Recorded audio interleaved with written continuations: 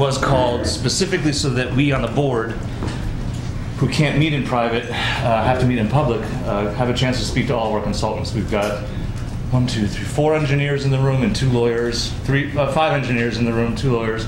And we're going to be talking with them most of the evening. What that means for public comment is I'd like to ask 2 things. One is, because we need to talk to our consultants directly, obviously, you're welcome to witness it as of course. I'm going to do 2 public comments, one at the beginning and one at the end. So if you have something really, really pressing that needs to be said before we hear anything from anybody on the topic, we'll give you the chance to say that at the very beginning. But I thought having a public comment at the end, when you've heard everything we've heard, might be more productive. Though I know that can kind of build some resentment of people having to sit through a whole meeting before they get to their public comment session.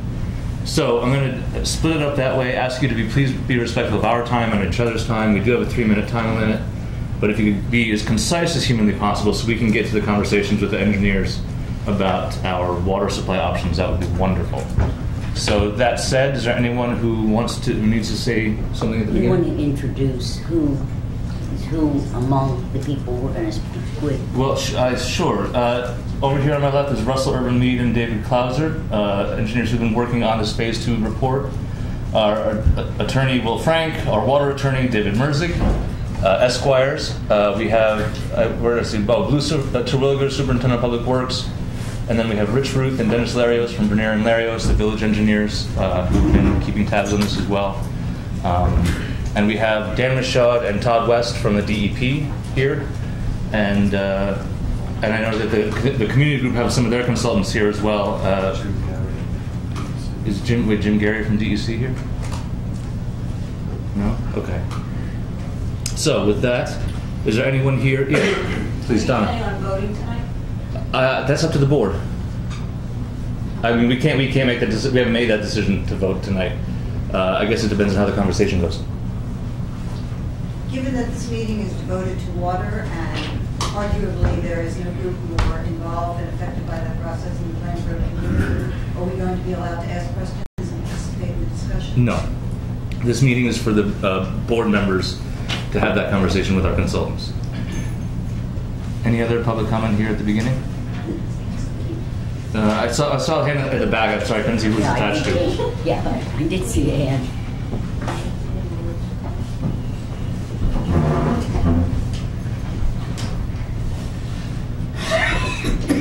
Oh, yes, Paul Rugen is here, who is our hydrogeologist. Okay. I'm Carol Pryor, I'm a resident of Plains Road community. Thank you for this opportunity to speak. My comments relate to the issue under discussion this evening. I'm here tonight to appeal to each of you on the village board to seriously reconsider any planned use of the 101 Plains Road David Moore's quarry property as a potential municipal water source, either temporary or permanent, as a solution to the Catskill Aqueduct shutdown and beyond. The residents of Plains Road, Chalongan View, Locust Lane, Woodland Drive have come together as the Plains Road Water Watch. Due to the adverse impact that the May 54-hour step test and July 72-hour pump test had on our private wells and our overall water quality, we hired an independent professional hydrogeologist, Paul Rugen, to assess the September 30th Village of New Paltz Phase 2 backup water supply investigation final project report prepared by David Klauser, the Jason Companies, Bernier and Larios. Upon completion of Paul Rugen's analysis of that report and the data contained therein, as well as data obtained through FOIL, the following conclusions were drawn. 1. The test wells, PW1 and PW2, located at 101 Plains Road, have not been proven to be of adequate capacity nor sustainability as a temporary backup water supply for the village town SUNY during the Catskill 10-week shutdown periods. 2. The test wells, PW1 and PW2, located at 101 Plains Road, have not been proven to be of adequate capacity nor sustainability as a permanent long-term water supply source for the village, town, and SUNY. 3. The use of the wells on the 101 Plains Road site will dewater wells on private wells on Plains Road, Chalongan View, Woodland Drive, Locust Lane, and beyond. 4, the aquifer which supplies the water to test wells PW1 and PW2 may itself be dewatered. Then what will you do? Initiate a phase 3 study? 5, hydrologic data collected to date on the 101 Plains Road site is insufficient to obtain a water withdrawal permit from the DEC. 6, a full seeker review is warranted. 7, serious consideration should be given to the Walk Hill River as a permanent long-term solution to the New Paltz community's water needs. 8, treatment of the 101 Plains Road site, treatment of the water on the 101 Plains Road site will require more than simple chlorination, as was presented in the phase 2 report, due to the presence of high levels of iron and manganese, as well as turbidity issues. 9, the cost analysis of the 101 Plains Road site does not include the purchase price of that property, alluded to be $3 million. At the Wednesday, December 3rd, 2014 Village Board meeting, each of you received a copy of this report. It should be noted that the cost of this report was invoiced at $5,000, which was paid for by the Plains Road Water Watch and was gifted to you. I hope each of you had the opportunity to read it. On Wednesday, December 10th, during the public comment session, Paul Rubin provided his professional scientific opinion on the use of the 101 Plains Road site. After his comments, he distributed his fact sheet to each of you. It is my hope that you have exercised due diligence in your review of both the Phase 2 backup water supply investigation report and Paul Rubin's thorough analysis of that report. Please remember, politics aside, that you have a fiduciary duty as elected representatives to acknowledge our concerns and to support the conclusions that will ultimately benefit the residents of the village, town, and SUNY community, and at the same time meet that community's future long-term water needs. As an aside, I would like to state that unlike members of the village board, I do have a background in geology. My expertise is not as specialized as Russell Urban Mead's or Paul Rubin's. However, I would have, at a minimum, expected private wells in close proximity to the test site to be impacted by the step test and pump test conducted on that site. I was astounded that the Chase and crew and Mr. Clauser, as stated in the report, were surprised that the private wells located essentially across the street from the pump test site were adversely impacted. Impacted to the point that 500-gallon water supply tanks had to be installed on 3 homeowners' front lawns, and that this occurred after only a 72-hour pump test. With the 2 proposed 10-week, 3,360 total hour shutdowns of the Catskill Aqueduct in 2017, how many more private wells on Plains Road, Shalonga View, Woodland Drive, Locust Lane, and beyond will be adversely affected? In closing, I must say that I'm troubled by the fact that a member of the village board who has publicly admitted to zero expertise in engineering or geology could publicly and in a casual manner dismiss the professional scientific conclusions of a well-respected expert in the field of hydrogeology, Paul Rubin. The comments made by this board member in the December 25th issue of the New Paltz Times were meant to minimize the valid concerns of the Plains Road Water Watch and the expert analysis of Mr. Rubin. Thank you. Thank you. Yes, Don. Would you commit to the people here that if you are going to vote tonight, it won't be until after the second public comment? I'm not really interested in holding that comment. If you might vote before I get a chance. That's the whole point of the second public comment. Oh, that wasn't clear. I apologize. All right, thank you. Any other things that can't wait till after the discussion, John? Just out of courtesy, somebody left their headlights on. It's a Volkswagen, right in the lot. So, Thank you. Thank you. Yeah, just to... All right, last chance. We're going to have another public comment so that you can hear what we hear, and you can give us your advice then. All right. Who wants to start? Dave? Russell?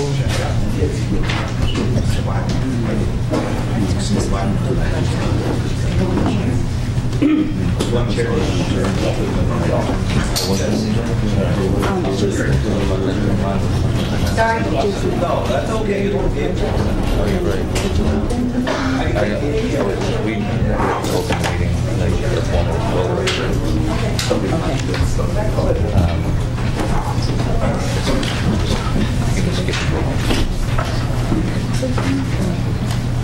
Good evening. Good evening. I bring nothing new to the board tonight. I just have Can you speak up, please? I bring nothing new, no new information to the board tonight. I'm just here to want to clarify some of the misunderstanding that's out there. And I also want to give you just a very brief summary of what we were looking at and what our recommendations were from the report. We would love to hear, could Excuse me. closer to the mic? Miss. Thank you. Just, people, please understand. Do you want to come up closer? We understand that this is a major, major issue for you. It's also a major issue for us. I'm not a hydrologist. I don't pretend to be. We're trying to solve a problem that this community is going to face in the best way we can. And the reason that I asked for this meeting was for this board to be able to ask all its questions of experts to try and have an understanding so we can make the right decision. And unless we have that opportunity, okay, to ask our questions and all of the things and decisions that we're going to have to make, I ask you please be patient with us so we can learn too. Thank you. We can hear, we just can't hear. That's the only. Well, I don't know what we're going to do about that. Ladies and gentlemen, we will ask our folks to speak as loudly as they can without shouting. You also have to remember, okay, we don't have microphones for everybody. Everyone can be, as attentive as I'm sure you're going to be. And also remember, this is being recorded. The minutes are going to be transcribed word for word, okay, and they will be available. Okay, so we're going to do our best so everybody can hear, so please bear with us. Thank you.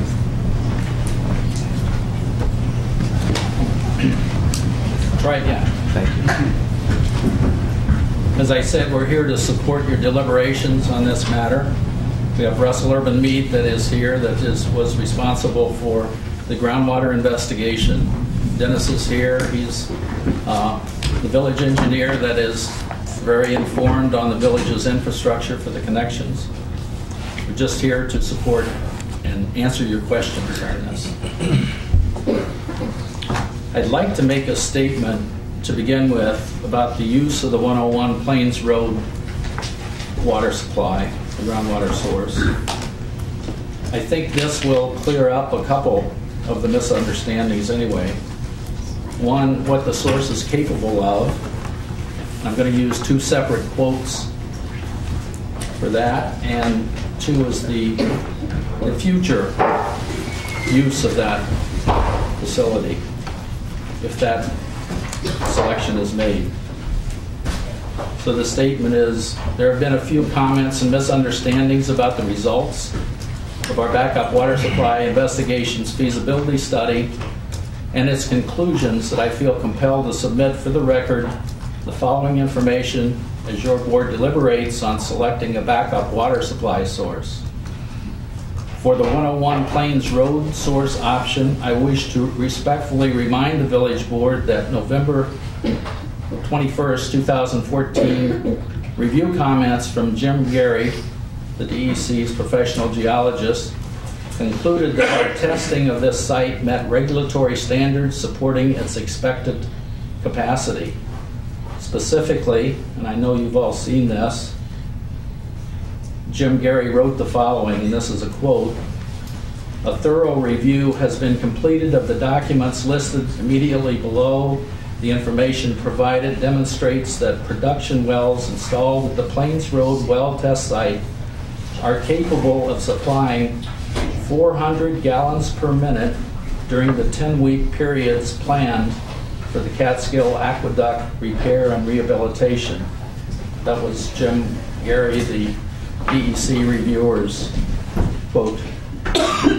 We were also very pleased to learn in November 26, 2014 review comments that hydrotest hydrogeologist Paul Rubin concluded on page 5 that, and I quote, "The July 2014 pumping test determined that there is sufficient recharge available to temporarily sustain at 400 gallons per minute the new wells for 10 weeks.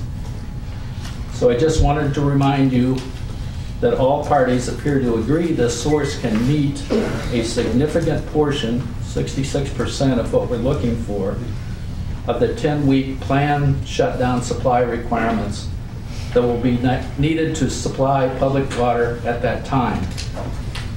As for the future use of this particular water supply source, our firm, Chazen, the DEC, and HydroQuest all agree the 2014 test did not confirm a permanent and sustainable pumping rate for this source. But the board may wish to consider that selecting this option nonetheless leaves the community with a groundwater supply asset and water district. The capacity of the well field year over year must indeed be confirmed by future testing, but we certainly estimate the yield of this source to be in the range of 200 to 300 gallons per minute of groundwater. Typically, we have reported to your board in December, groundwater also has low operation and maintenance costs since minimal treatment is needed. I appreciate your diligence in making this water source selection and would be pleased to answer any questions that the board has. Thank you, Dave. I had just a summary. The groundwater sources are favored for several reasons. One is the quality of the groundwater has been exceptionally high. That means there's very low maintenance and operation costs. It can become a permanent asset at a lower pumping rate. The village could choose to decide how much it wants to use that source, but once it's in, it would be available to the village. The DEP's investment requirements is that this is a source, a backup water supply source has to be something that can be used more than once, or more than twice, or more than 3 times. Anytime they do a maintenance shutdown, they need that backup water supply source. The groundwater source can be implemented within the 26 months, and that's the number that we're looking at right now. 26 months is the shutdown period. March 1st, 2017.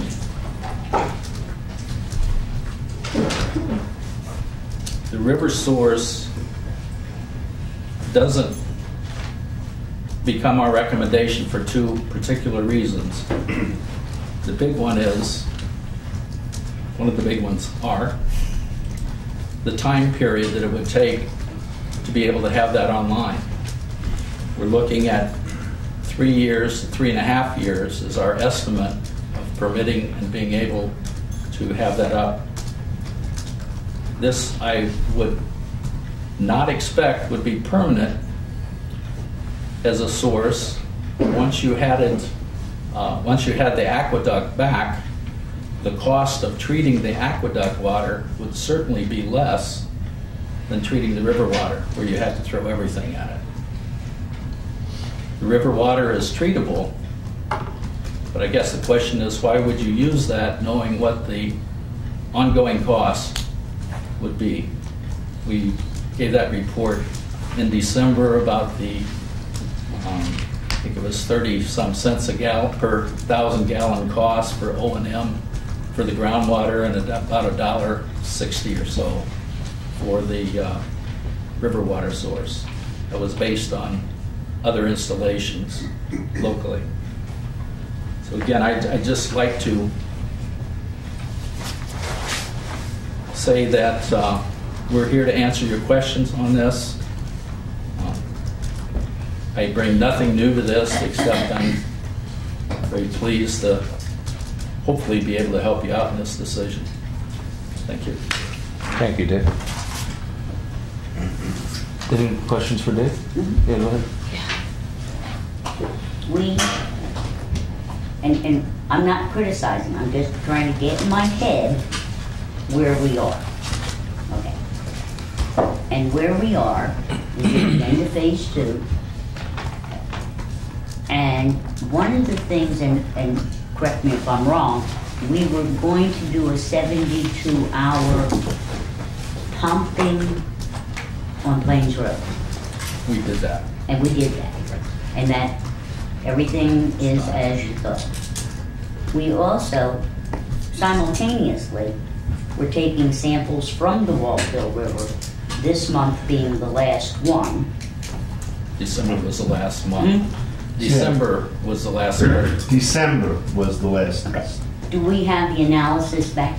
We don't have the December analysis back yet. The lab should have it within about 2 weeks, yes. And at one point, and I don't know whether we decided not to do it, we were going to do a continuous test of the Walkill. I don't even know what it's called because I'm so... We were going to do a pumping and testing of the Walkill early on as a part of not only the sampling thing we were doing, but a pumping thing we were going to do. That wasn't part of the scope of our work, Sally. We met with the Department of Health in January of this last year, and they said before they could ever consider the river as a source, they needed at least 12 months of sampling. Okay, and that we've done. That we've done, but And we don't have the analysis yet. we don't have the analysis yet. And The final months analysis, I'm sorry. Just the final months analysis. yeah, well, but it gives you the whole, it's going to give us the whole Correct. thing. Okay. Now, I know this is probably a no-answer question, but I'm going to ask it anyway. Do we know, okay, we get our water from the aqueduct. How much does that have to be treated before we can, I mean, we're obviously doing all sorts of corrections up there now, so we must do a lot of treating. It does quite a bit of treatment. Dennis can certainly answer that. I know there's been a problem with entrained air in the source lately that's even caused more treatment necessary and pushing it into the pond and letting it aerate and then treating it. Yeah, you do. What's done, obviously, you're filtering two sources at your water plant, your own reservoir source and the aqueduct water that you use to make up whatever the reservoirs can't supply. You have basic surface water treatment equipment at the plant. It's aged out, and you have bonded replacement of that equipment with newer technology, Paul microfiltration equipment. We reviewed all that Right. with Dave, and we have, I think, a good understanding of what the new facility can and can't do compared to what we're doing now. Correct. The aqueduct water, two things have happened over time with the aqueduct water. One, it's gotten more expensive to purchase. I think it was 20 or 30 cents 10 years ago. Now it's $1.56 or something like that per 1,000 gallons. So it's escalated in price, which is costing you, the village and the town users that are connected, money. The water quality, there's been an air entrainment issue that's seems like it's gotten worse over the last 6 or 7 years, which the new equipment will be able to handle, but the existing filtration equipment is really struggling with to deal with the air entrained water coming out of the Catskill Aqueduct. So, but you know, your level of filtration is common for a surface water source. What you're doing up there is just very common surface water treatment for to meet the drinking water standards. I was just trying, Dennis, to get a sense of, we keep saying, you know, we're talking about potential outside sources to resolve a temporary, in my hope, a permanent solution for water. What I'm trying to do is, and I don't have the Let me see if I can frame it. I think I know right where you're going. okay. If you have a groundwater source Yep. that appears not to require filtration, and I'd like to ask Russell and David a follow-up because I heard a public comment. A couple things happen if that becomes a village asset. One is It's water that you don't have to, I mean, obviously, you have to buy and develop the source, which hopefully people will help you with that are in this room. But then you don't have to buy it from the city of New York at $1.56 a gallon, and you don't have to filter it, most likely, from what I see. And David, do you agree with that? I agree. Russell, I would ask you, because I heard a comment earlier that the Roars well, groundwater source, would require treatment. I don't see, you see PW1 as all being within the drinking water standards, significantly below the thresholds, including iron and manganese. PW2 has some elevated iron and manganese, but can you explain the difference there? Our understanding of the iron and manganese in PW2 is that it relates to the turbidity that hadn't fully cleared by the end of the test period, and one of two options become available. Then one is to continue purging to see whether it drops, the turbidity drops below standards and brings the iron and manganese down with it. The other is that more of the yield would be shifted to the PW1 location. So, I mean, if the water supply from the well field is water that you don't have to purchase on an ongoing basis from another entity, so that could save you, even if it's 250 gallons a minute, it could save you $200,000 a year at current costs just in annual purchase of water. And then you don't have to filter it, and then you could steadily run it into your system to augment your other sources. That's a big benefit to your system, to your ratepayers, to all the stakeholders. And so I would agree with David's assessment from what I heard. You know, with the caveat that the treatment, it does not appear the treatment would be required other than the disinfection from at least the initial data that's been collected on that well, on PW1. Well, you didn't know where I was going.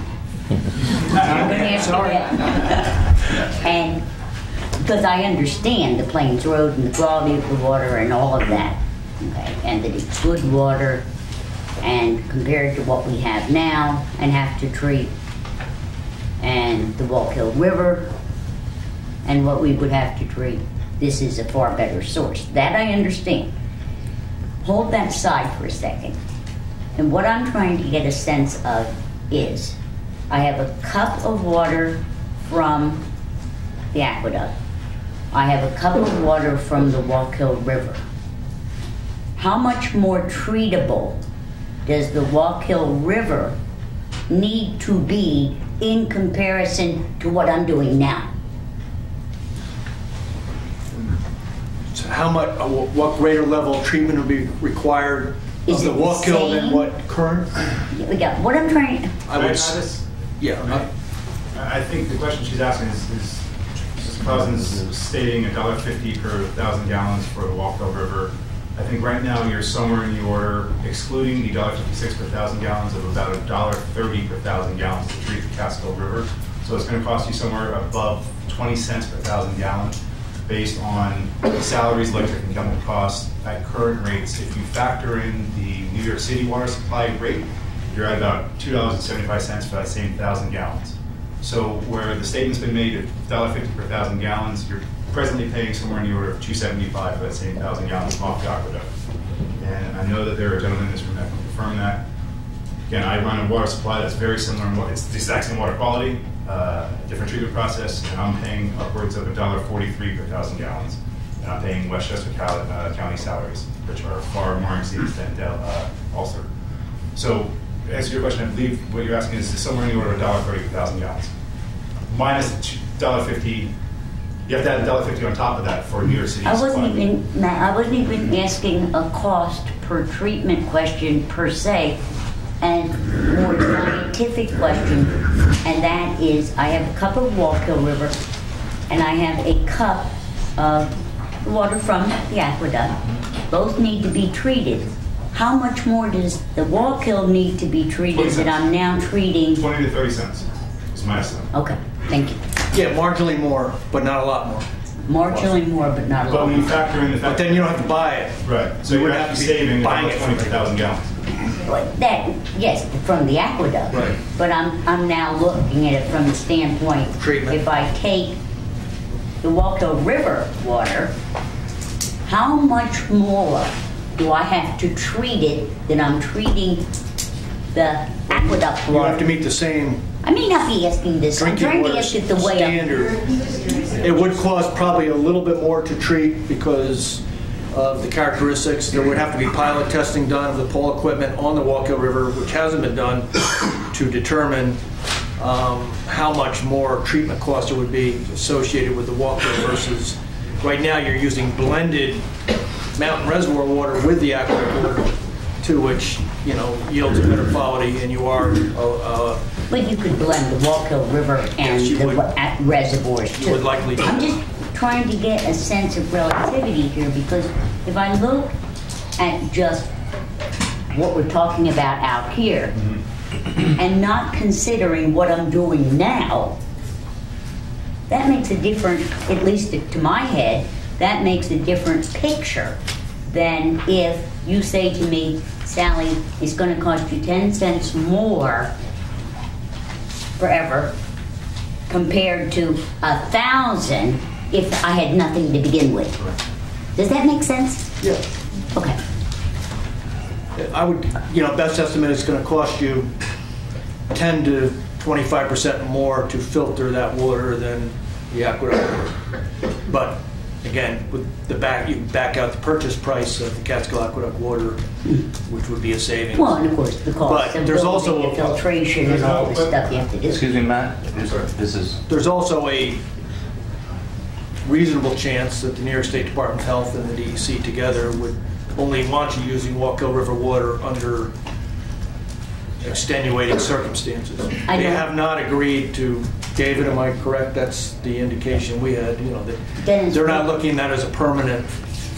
Dennis, for me, I find speculating very hard, whether it be my own speculation, not based on anything.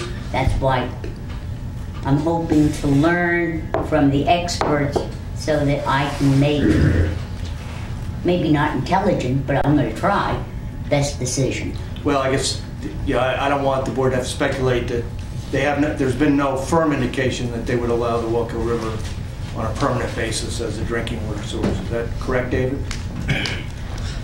To me, it doesn't make sense to do that because of the cost of treatment.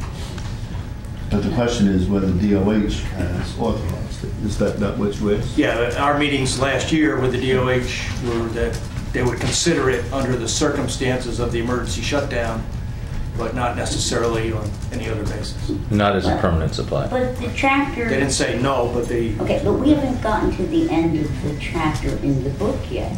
Right. And part of that is the whole analysis, which I'm hoping we will have soon, which will give us more information to allow us to make a better decision. To say, well, I don't think it's as good as, or it might, that doesn't help me. Okay? Sally, I had similar thoughts on that treatability. And I did this ratio, I did this scale, and this is a seat of the pants scale, but I'll give it to you anyway. 1 to 5, 5 is the most treatment that's necessary. On a scale of? 1 to 5. 1 to 5. Okay. I had 1 is the groundwater source, Plains Road. You're allowed to laugh. I had a 2.5 for the reservoirs because that's pretty good water there. That's not that hard to treat. Okay, so 2.5. I had a 3 on the Catskill water, and I had a 5 on the river water. That helps me get this in perspective. I would agree with that. I would agree with that. Okay. Rebecca, you had a question, yeah? Yes. In terms of the lab analysis that's forthcoming, I also agree with Sally that I would feel uncomfortable making decisions without knowing those results. Also, we already do know from previous testing that different times of the year, the quality of water in the Wallkill can change drastically. But that's true in the reservoir too, I found out, Rebecca. That some months we have to treat it more, and some months we don't have. But oftentimes we only get an average, and that doesn't, that skews it. Right, you need exactly. this much in September and this much in. So I think that must be the nature of the beast. Yes. Okay. Could I piggyback on yours? So what do we know to date? Well, we've done 11 months of testing that we've sent to the lab. We've got the data back. We've now done the final month of testing for which we do not have data back. Have we learned anything in the first 11 months that is revealing to us? Do we know something we didn't know before? I've seen the testing through August, and I think Russell has seen it for the last few months. What I noticed in the first few months was it was relatively clean. It had ice on it at that time, too. The season really does make a difference. In August, it had a lot of contaminants in it. You could really see the difference. Hot weather, the flow was down because it was dry, and it was pretty nasty stuff. Okay. So it's seasonal. It is very seasonal. You have to treat for that worst case. Oh. So that's an important concept. If going into this and looking at this big picture, I can't look at averages, and I have to look at worst case scenario treatment. You want to make sure that you've treated for anything that you're going to get. And it's worst case. There's 750 square miles of watershed upstream of New Paltz, and that's under no control at all of New Paltz. So you get what you get. There's sewer discharges into it. It's not something that you control. So do we have, and we probably don't have, but maybe we do we have data for what we're doing now, month by month, about how much more I need to treat, say, in September than in April? Do I have that kind of comparison that I can We have look at? the concentrations compared to the water quality standards for all of the testing that we did on it. We do have that information. Okay. And we can compare what we do with the aqueduct water to what we would have to do with the Walkill River water to get a sense of how much more? I would have to find out from the DEP what they have as far as water quality of what's going in the aqueduct. It will vary somewhat by the time it gets to New Paltz, but you can have a sense of that. I expect so. Is there a question in there that Dennis or Rich would want to deal with? Well, I noticed the data was collected on the Walkill River, and I have at least your copies of information through July. And one thing that jumped out at me as a concern, and we knew there'd be, the normal surface water filtration challenges and bacteriological contamination issues to address in the treatment train, but I was also elevated iron and manganese jumped out at me. That would also require filtration, and that does complicate backwash issues. We do have a backwash system at the water plant that's 100% recycle, so we don't have to get a discharge permit to discharge our backwash. We reuse it, and occasionally, remove the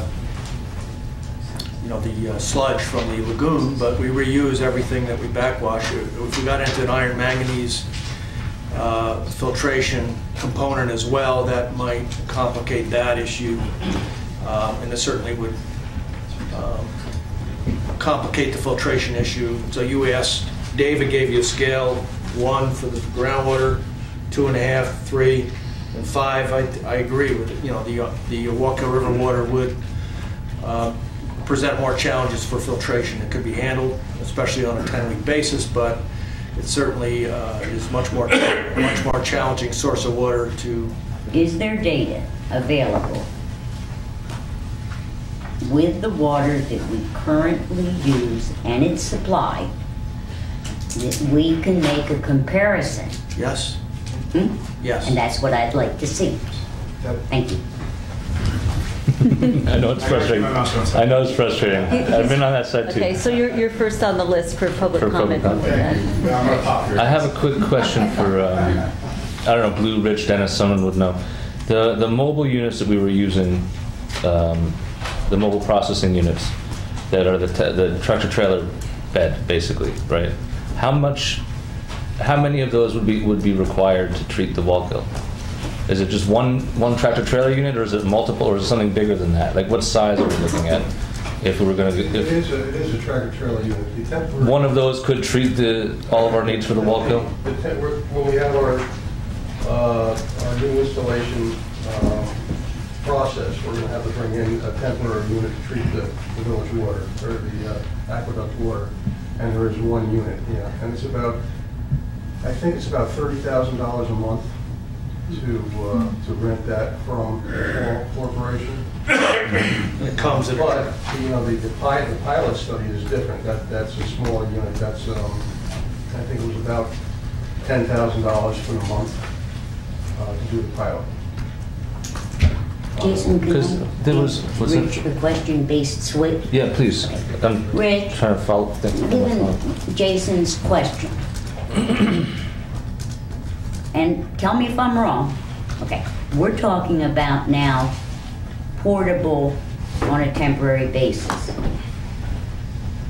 It is my understanding, given the overhaul that we're doing and all of the suggestions that you have made regarding our own reservoirs and all of that, the new system that we're doing up on the mountain in our treatment plant would require, could handle, I guess is the term I want to use, could handle the filtration that is required of the Wallkill River, should we use that, right? Yes. It could. The Yes. new filtration could filter the Wallkill River. There's some minor modifications, Sally, but a pilot test would tell us exactly what would be required. That's what I need to know, all of that, because we sometimes are talking about things as independent items, but in the long run, and I mean, I'm open to looking at everything, but in the long run, if we did the Wallkill, the cost would be getting the water up there, not the filtration, right? Filtration would be about the same. Okay, so the data that Dennis is going to supply is going to give me a relative scientific, you'll have to probably use simple English for me, but will tell me the comparison between what I'm doing now, what I would be required to do, and whether it can be done. Okay, good. Thank you. All right, so I've got a question.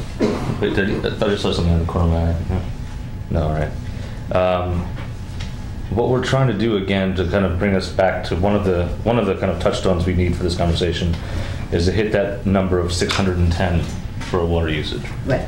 So even if Plains Road ended up being the biggest, the best water source in the world, and everyone loved the idea, we'd still need another source of water.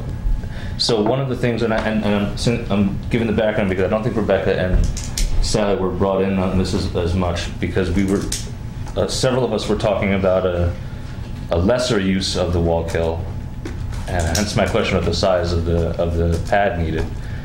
Because to fill that gap, say we use Plains Road for argument's sake, we still need to come up with another 200 or so gallons per minute. But we want something permanent. We don't want a temporary Wallkill solution that we just tear up the tracks when we're done and get nothing for millions of dollars. Right. So we were tossing around the idea of one of these tractor trailer loads that would be on village property with a permanent hookup to the village water system, but the trailer could be removed. so that every time there was a shutdown, You we brought could that bring up a while ago. the trailer in again. And we floated this idea with the DEP. We kind of just hashed it out. We haven't really done any serious, it's not being proposed as an amendment to the proposal or anything. But I guess my question is, how plausible is that? I mean, I've heard a lot. I know we've discussed this a lot, but there haven't been a lot of discussions about the details of public meetings. But I got several emails today of people asking us to use the Wallkill, and there are folks here tonight asking the same thing.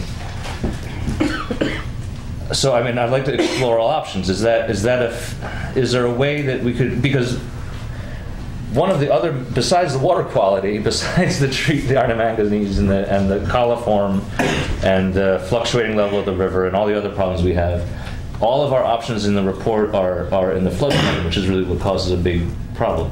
Now, if we could move this out of the floodplain, say we put the tractor trailer, I don't know, on the train tracks that are between the rail trail and the box factory on the rail trail south of Water Street. Okay. As an example of something that the village owns now that's probably wide enough. And say, for argument's sake, there's an easy connection to the village water system from there. I don't know if there is or not. Fairly. Is there? I mean, are there permanent options for the Wallkill, or are all of our options temporary when we're looking at using the Wallkill? Jason, can I just say that you need to also add the reservoir into this. And when you do Plains Road plus the reservoir, we're getting very close to that 610. Close, but if 610 is the threshold, can we go lower than? I mean, it's 550, I think. 558 is the lowest.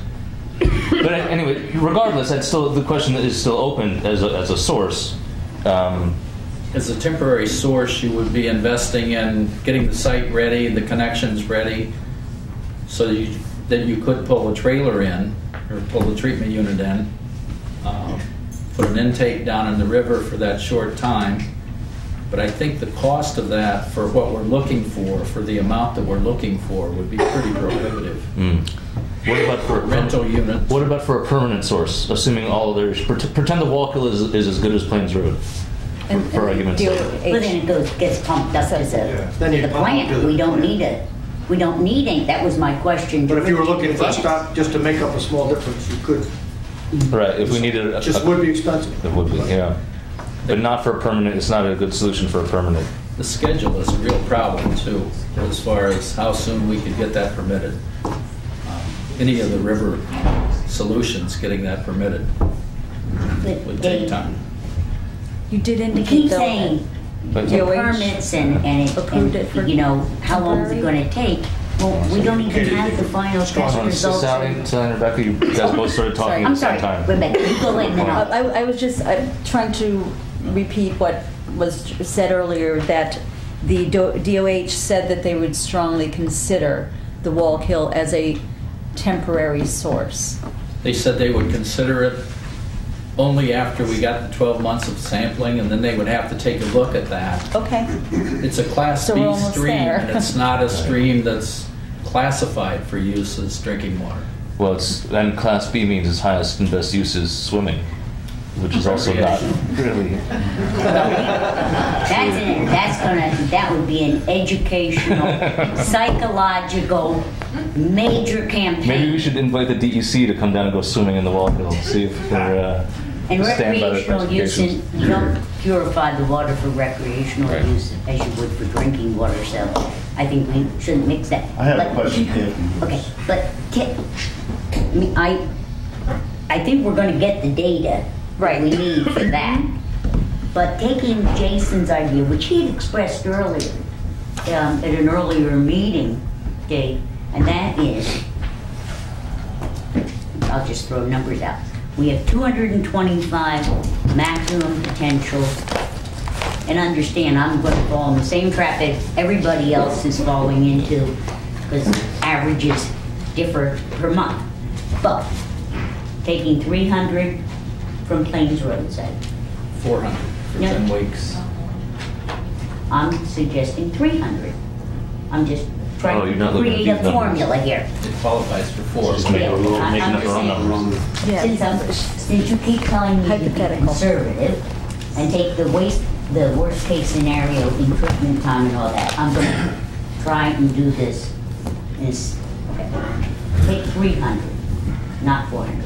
Add to it the 225 I have, and Jason's thought expressed earlier, which I think was what he was saying again, and make up the difference using the wall kill and a temporary filtration system. Am I getting this right, Jason? Yeah, that's Okay. one option. Until such time as you could make that difference up with the aqueduct water. So I've got 525 gallons and I need to make up 85. Okay? So could I take 85 from the river and rather than at this moment, in this scenario, running pipes up the mountain, I get a, you had a name for it, a portable filtration system. It's a mobile unit, right? Mobile unit. Okay.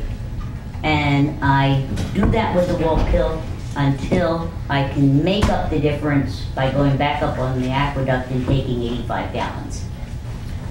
Sally, I think that would be a very expensive option to make up just that short 85 gallons, but maybe the DEP could tell us whether that's something that they'd be interested in, a temporary source of that, I guess that's small. Well, we'll do the negotiating later. Okay, the question is the concept. Okay. And If there's a shortfall, if there's a shortfall, and we have to do something to bridge that. as you know, I am in favor of a permanent water solution. I would like to get unhooked. Okay, but I also think we need to look at this from a community impact standpoint and come up with the best solution for this community. Yeah. And so I think Jason's idea has merit because some of your other suggestions, Todd,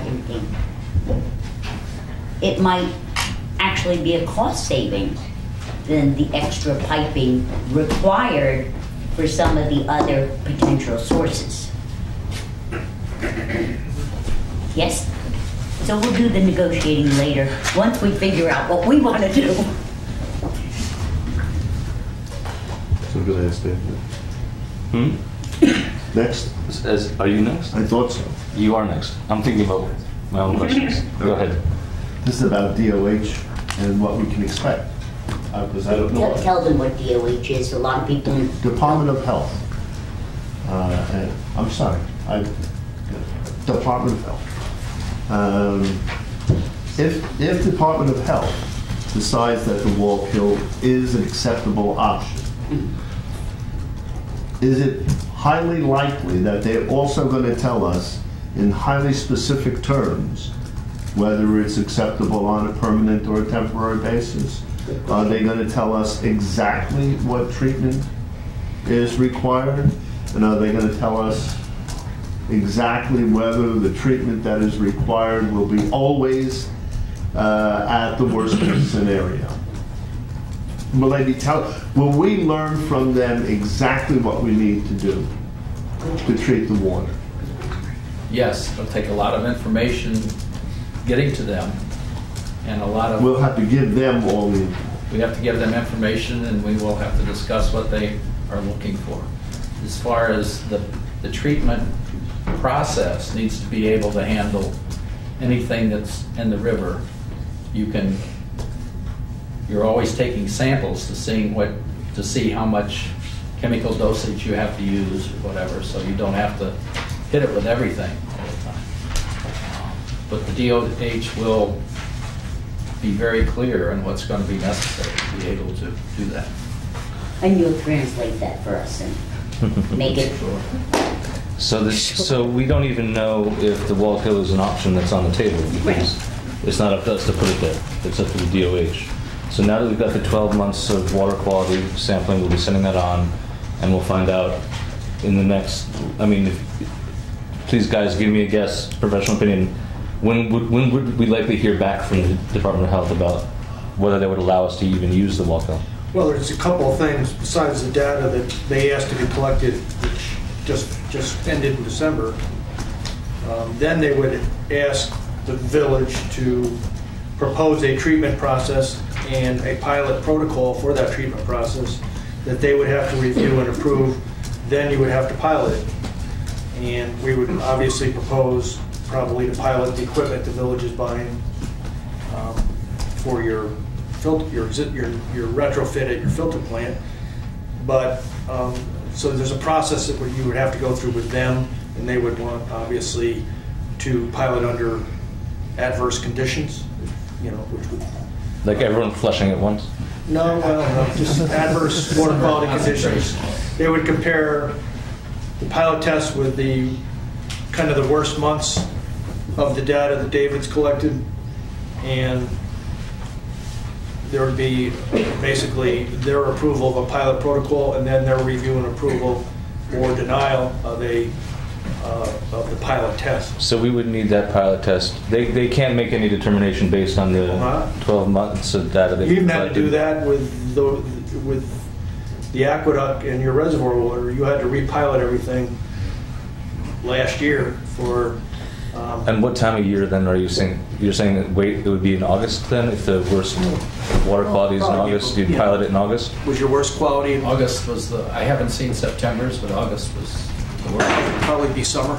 I can tell you that the Riverkeeper testing has shown that August is the worst month. I believe pretty consistently.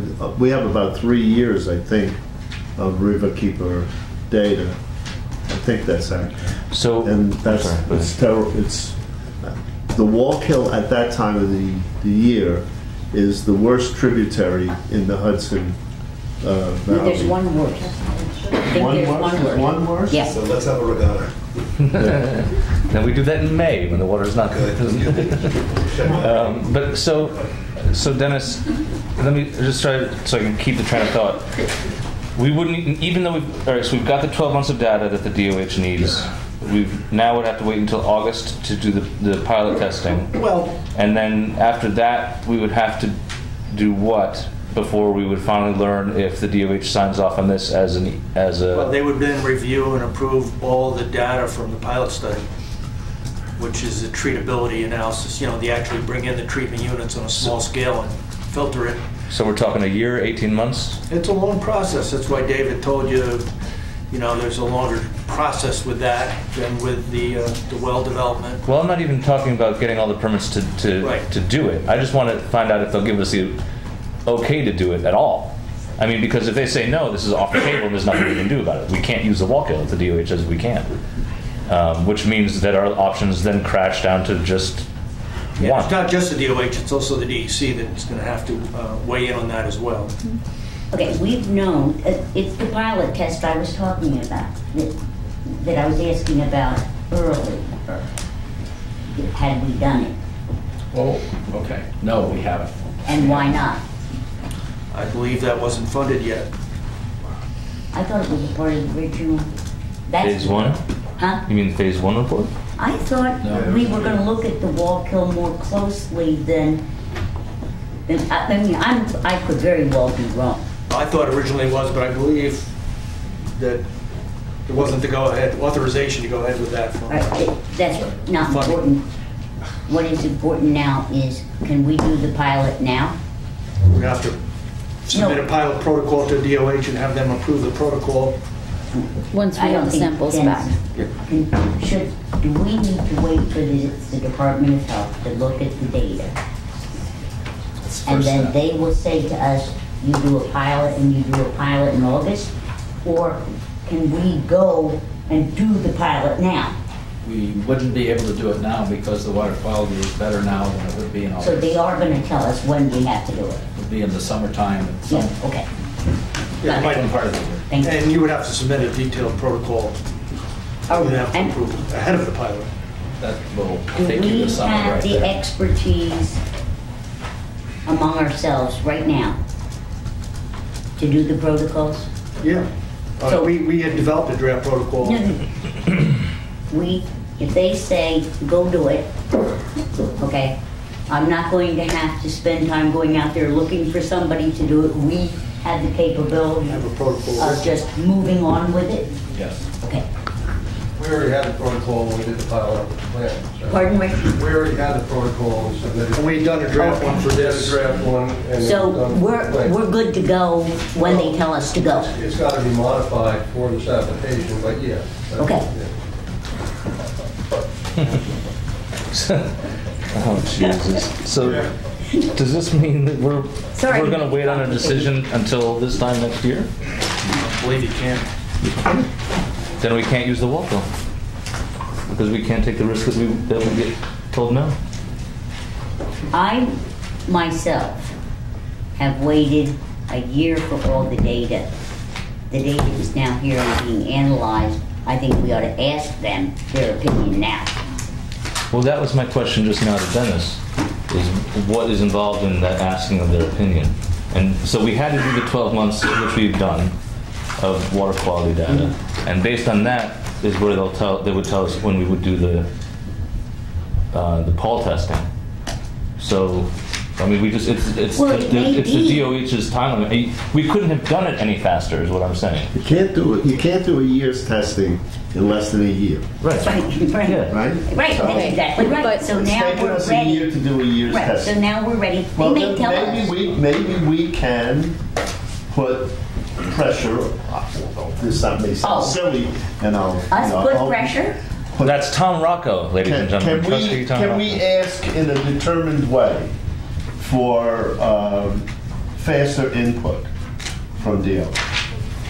Can we? Certainly ask. We can ask. And we will all help do it. We can put as much pressure as possible. Good. Which one is that? Okay. I have a protocol written, Okay. waiting for So you see, the 12 months of you data. were anticipating the I was just going to say that, so thank you. So basically, once we get, in a couple of weeks, when we get this back, we can submit it. Okay. Ready to Okay. They will take a look at that and make any modifications. That was for the aqueduct. I rewrote it for Wallkill. Okay. You did that, you knew what the After our January concentrations meeting last year with DOH, I went back and wrote this. was. But does that consider, Dennis, the concentrations that we had in the sampling? No, because we didn't have the samples yet. We didn't have any samples yet on the Wallkill. He's waiting for that The outline. need to finish that. We would have to append that to it. Let me ask you this. Is there any chance that based on the water quality data that the DOH is going to tell us, no, you can't use the Wallkill, don't bother doing the Paltz testing?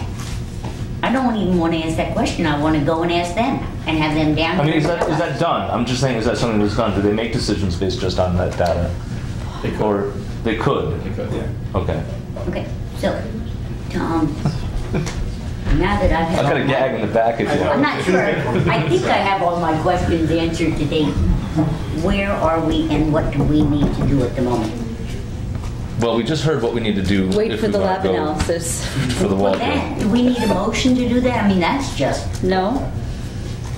part of this Unless whole we- thing, to find out what they're going to tell us, right? I think if you seriously ask it, I am. one of the things we need to do is take a look at this chart and determine whether, whatever DOH spends, do we have the time to go through the rest of the stages of permitting in order to use the Wallkill as a realistic option in solving our 610 gallon a minute need. You asking me what I think? No, I'm saying, do we? I mean, count up the months. Guess what? Do That we- chart was done when we didn't have a year extension, which we now have. And if I keep sitting here asking the question, do I have the time? No, I don't. But if I can move on it right now, I'd like to move wherever we can to get as much information to make a good decision Let me right away. suggest that I have, I believe, not been holding No, this you haven't. process up. And let me also suggest that if we have another 3 or 4 minutes to consider this, it's not going to hold it up. No, okay. So I would like to get professional input from people who have dealt with DOH throughout their professional careers here. If we went to DOH with a protocol, even if it has to be amended to take account of the levels of stuff in the water at various times. And we won't to say what the stuff is. And even if they said, yes, you can go ahead with some plan, because they're not saying that you can go ahead and do it, just a plan to do it. Do we have the time to do it, given what their procedures are for approval? Do we have the time before before the shutdown occurs? That's fair. Do we have the time to do it? In my opinion, no, because there's a lot of permits that happen after the DOH really moves here. There's still Corps of Engineers, and there's SHPO, and there's a lot of permitting that has to be done, the DEC. It's a lot of work. Well, but Dave, there's a lot of work to be done no matter what the plan, okay, that we end up with. There's a lot to be done. So I guess my question to you and to Tom is, shouldn't we move ahead with the presumption that we want to do this so that we're that much further ahead in the process? May I ask this, as you included me? I did include you. You included me. I would say that the answer would be either yes or no, depending on exactly this. If there's no way, if we start now to complete the process within the next 2 years plus, then no. Why should we go ahead and refine the protocol, try to get a pilot test approved when it's not going to work?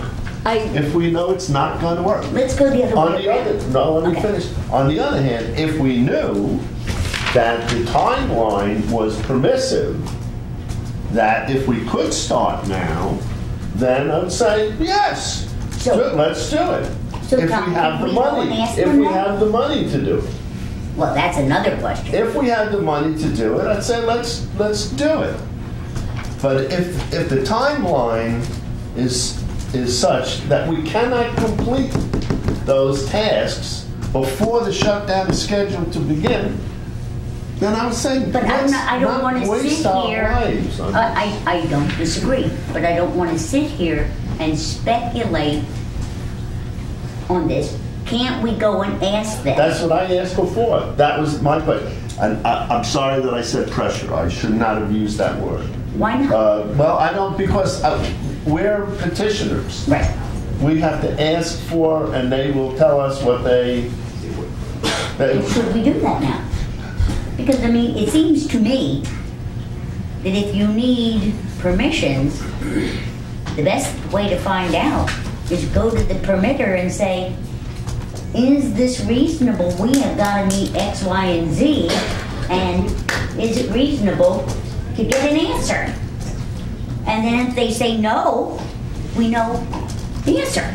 But if we don't go ask, guess what? I think it's several months before we would get that answer. Maybe not. That's my guess. No, that's not my, I'm not even interested in whether it's several months. Can we go tomorrow or present or whatever this process is? Once we get the results back. Dennis was talking about, and say to them, here's our problem, here are our potential solutions. You gonna help us get this done or not? And if they say no, then we have the answer. We can have that discussion. Good. May we? Sure. Who would be the we who would actually go to DOH and... Sally. No, my point person. My point person. And Dennis and Dave and whoever they think we need to take. I would suggest. That's what I was afraid of. This is somewhat speculative. But based on my experience over a lot of years with DOH on water supply issues and treatability issues and the DEC on the water supply permit, that they would take two different views of this depending if you were going to them on, we just have to make up a difference to get through this 10 weeks. We've found another source, but it's not quite enough between our reservoirs and that. and we have to make up a difference, and they would likely take one view and move things along on one type of schedule, versus if you were going to them to say, we want to be able to use the Wallkill all the time as our primary backup source or emergency source. And again, that's just an opinion. They would have to say that, but that's certainly the sense I got from talking with them over the past year and a half about this. But I think you would get two different timelines and two different levels of consideration depending on what piece of the puzzle this made up, the Wallkill made up. Well, let's go both sides. Rather than say, depending on which way you go, let's ask them both questions. Okay? Immediate, making up the difference that Jason was proposing, and then your response, guidance, direction, if we decide this is our permanent solution. There's, I mean, when you do a recipe in cooking, sometimes they tell you, well, if you want to do and have it end up this way, you do this, and if you want it this way, you do that. Well, that's what I'm saying. Let's not limit ourselves in, let's ask both questions, get a full and complete answer on both questions, temporary, permanent, and be done with it, and then we'll know the answer. Yes? Yes, I mean, that's fair. I do think when they see the body of work that's been done, the money that's been spent, and your alternative groundwater source, they're going to think highly of that, and not so highly there of is the no question. I know it's hard for some of us to understand. There is no question in my mind that you and Russell and all of the other people that have been involved in this have put your best faith effort into it for us and done due diligence, and not necessarily even at our direction because you're the expert. So I don't want anybody to think, at least my questions, is in any way critical of I'm just looking for all of the answers so I can make the best decision. That's all I want.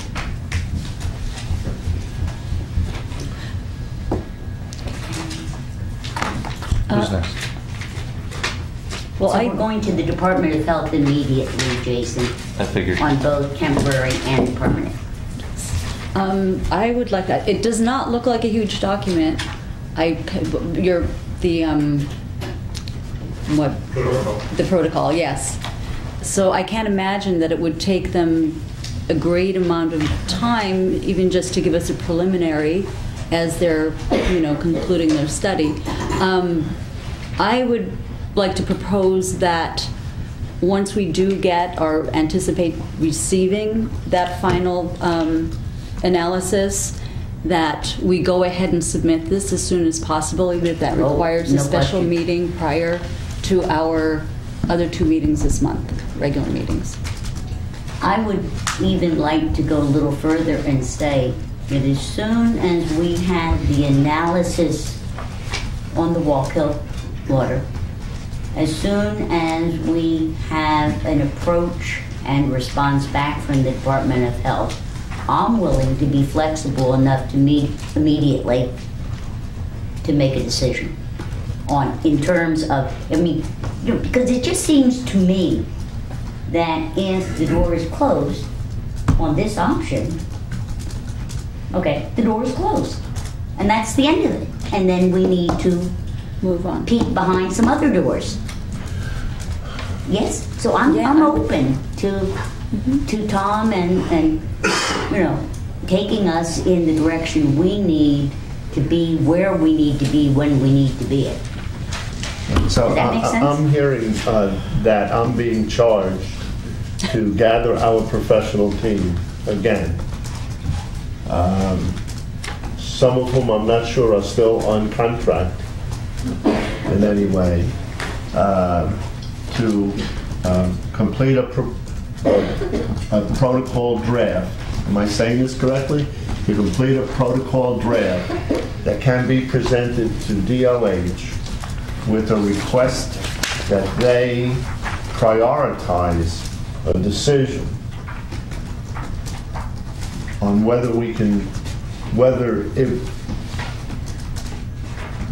it's even feasible to fit the rest of the permitting within the timeline required before the shutdowns occur. Okay, so that there's no doubt in your Did I mind, get that at least somewhat? I will move that. Rebecca, quick second. Second. You're it, kid. No one voted yet. Dave? You had I'm something just to say? curious if we can get a indication from the DEP on this as far as their ideas of funding the river source, especially as a temporary source. Right, thanks, Dave. So, Todd West. So, we've gotten the report that was submitted in the fall, DEP. We agree with the report's findings, its recommendations, its conclusions to go with the Plains Road and the Plesser wells to provide the supply along with the reservoir improvements and using the reservoir.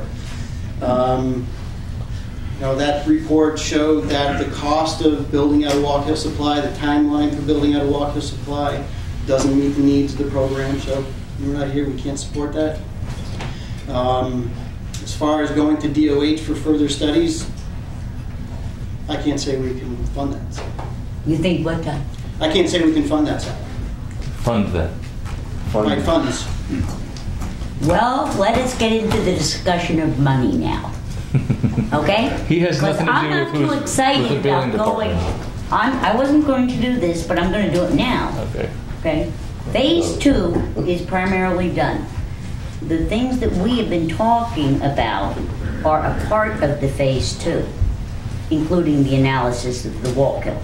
Okay? So that, and you are obligated to fund that by contract. So, I think so. and we'd also, I think it would be a very good guy. I know it's not your department, but we're talking about pressuring, DOH and pressuring. It would be very nice to receive the funds that we are due today. We're waiting on some bills from DEP. These two gentlemen don't have anything to do with the building department. Just so you know. But we're talking So about no torches and pitchforks on the way out against Todd and Dan. It makes a But when you pass them at the water cooler, tell them to send us our money, please. Thank you. You brought up, are we out completely of Phase 2 and that's why the contracts are expired? No. We have, remember, we're now, I shouldn't say remember that. To answer your question, no.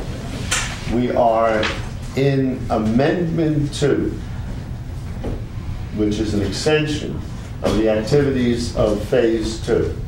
We have the final report of the field investigations, except for the final wall kill testing and submissions to DOH. Okay. So we have this. So I'm not crazy, we are not in the wrong place. We're not in the wrong place in regard to completing the last stages of Phase 2. But all the other phases, all the other aspects of Phase 2 should be done. Okay, so we're somewhere between extended Phase 2 and cleaning up the final parts of that, and then moving to Phase 3. We would tonight considering Phase 3. Where are we going?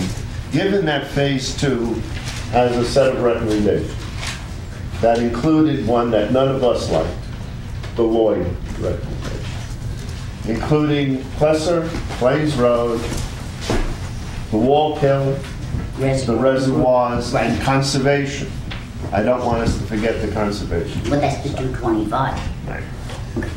So there are recommendations, and they're quite detailed recommendations about how to implement any of those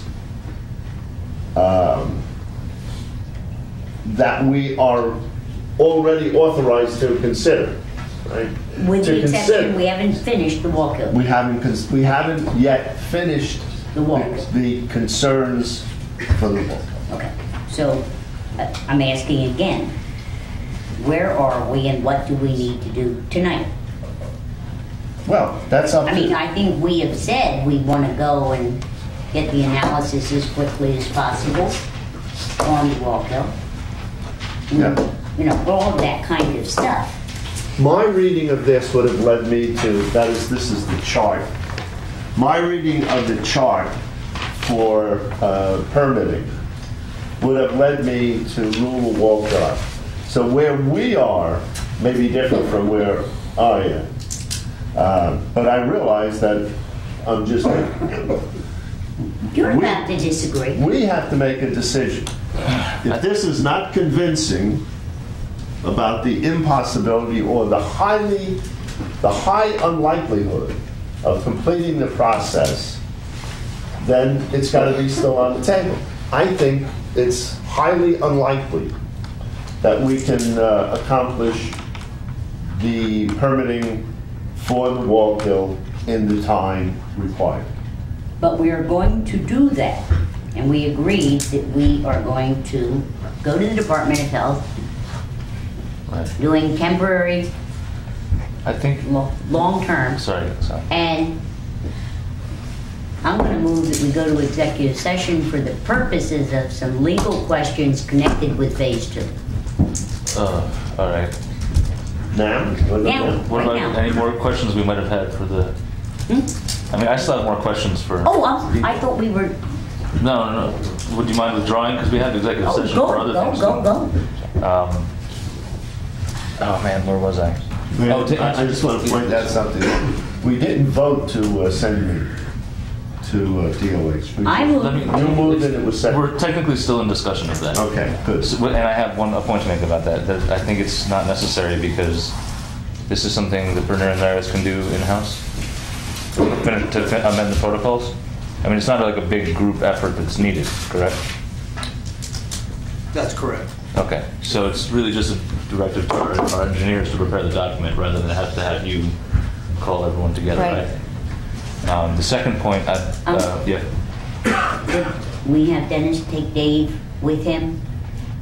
Because, no, I mean,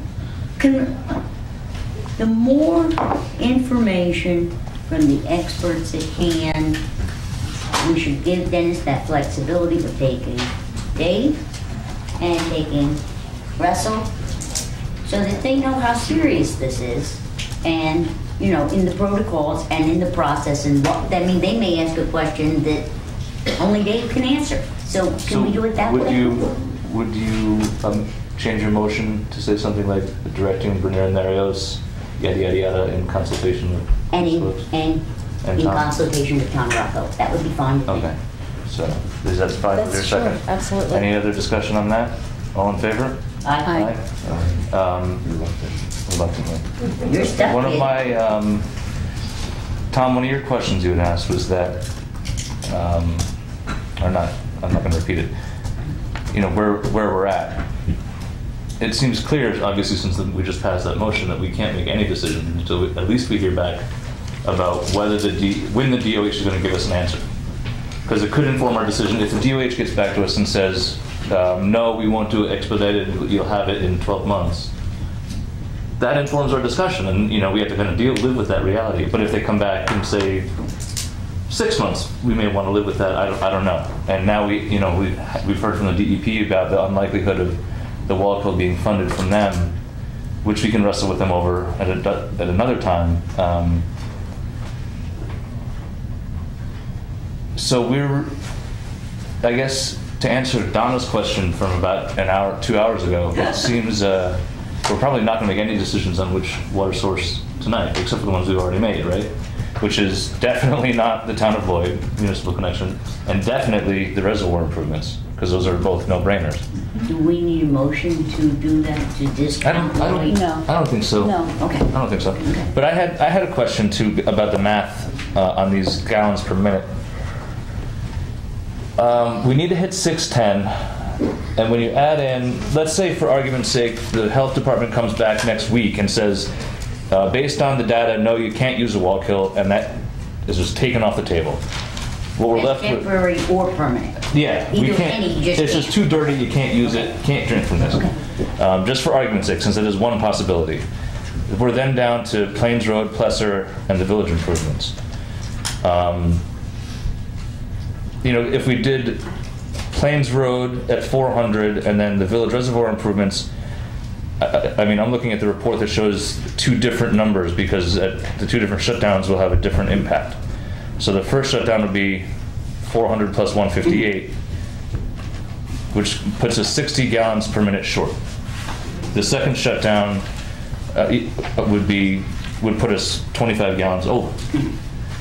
Is there any other way that we could get 50 more gallons out of something somewhere, yes, and not have to spend another $2 million and not have to wait several years for a conservation program that we don't know the outcome of? How do we? I could get that out of a truck. I can truck water for that small amount. Yeah, there's other options that weren't in the scope of what the DEP funded. To what level? What are the other, like, I mean, I don't even know how to say, and ask what the next question should be. How many gallons per minute can you get out of a truck, out of a single library? How big is this? I'm thinking of other things. There's rock wells typically don't have a great yield, but we can put enough rock wells in to eke out that 60. Plug into your system. You know, you did those. You know what those. In the beginning of the drilling, you knew what produced from each. We were looking at sediment wells, gravel wells at the time. You can, I'm not going to say you can always, but you can often get 20 gallons a minute out of a rock well without trying too hard. What happens to the wells that we have down by the boat launch? Are those just not useful for anything? Those capped wells, Blue? I don't even know locations of them. They're gone. Down, oh really? They're buried? Yeah, on Springtown? Yeah, on Springtown, the boat launch? We had Russell look at those. Yeah. They had real problems. I mean, they were shallow and they had a lot of iron and manganese. Okay. Just couldn't keep But anyway, it going. you think we can find? We could find another 60. Okay, that's good enough. And Rich, Dennis, that sounds right to you, that we can find another 60 gallons somewhere with? There are ways to do that. There are ways to that do we wouldn't have to spend millions of dollars. Funded by, you know. Well, I think if the option is funding a couple of rock wells or funding a $3 million, $2 million improvement. I mean, I don't know how much this stuff costs. I'm talking off the top of my head We here. can sit down and chat about bridging the gap if you've moved ahead on a couple of the alternatives. Because that would narrow it down to reservoir improvements plus either the wall kill or Plains Road. And that's it. Because we don't have to talk about Plesser, we don't have to talk about Lloyd. Because that's the only gap we can bridge, is that Plains Road gap. I am nervous about the Plains Road well and the reservoirs together. Why is that? Being enough. I'm just nervous about it because the reservoir, you have a small watershed. The reservoir yields are based on averages over time, but because it's small storage in your reservoirs and a small watershed, those yields could drop off very rapidly during a shutdown period, and you could have 2 weeks where you're getting nothing out of those. We did recommend some things that would mitigate that to some extent, but we have to be careful. I would be more comfortable if you had a third plug-in. But the concept that the mayor raised and Dave addressed correctly, and I think between Dave and Blue and Rich, we can find 40 gallons. It certainly would be nice to have something standing by behind those two sources. Couple, yeah, okay. Something standing by. I want to make it clear that there's something that was said could be Plesser. Right. Which we know we could generate 100 gallons a minute from. But then, you're talking about, then we'll get down to a real analysis of cost versus. Well, I think we would have a permanent installation. I don't think we're ready there yet. And why? But I do think there's some decisions that we need to discuss in executive session that may impact on some of this too. So. Well, let's finish any of the public questions, and maybe we can take a 5-minute break in the And then do executive session. And then do executive session. For this. Fine with me. Any other questions from the I'll withdraw my I need to go motion. coffee. Tell what she's up there. Rebecca, when I Dave just comes need a back, minute. I withdrew my motion for executive session. We're going to do it the way Okay, that's Jason fine. suggested. All right. Any other questions? Well, it could be now. Any other questions for anyone? Do we wait until Katie's? Yeah. Can you hold on? Are you going to be here? Just hold on a second. We're waiting for the clerk, and we're going to do public comment at the end. I thought you were asking. Oh, no, on the board. I just pointed out. Yeah. No. We're confused. Why shouldn't you be?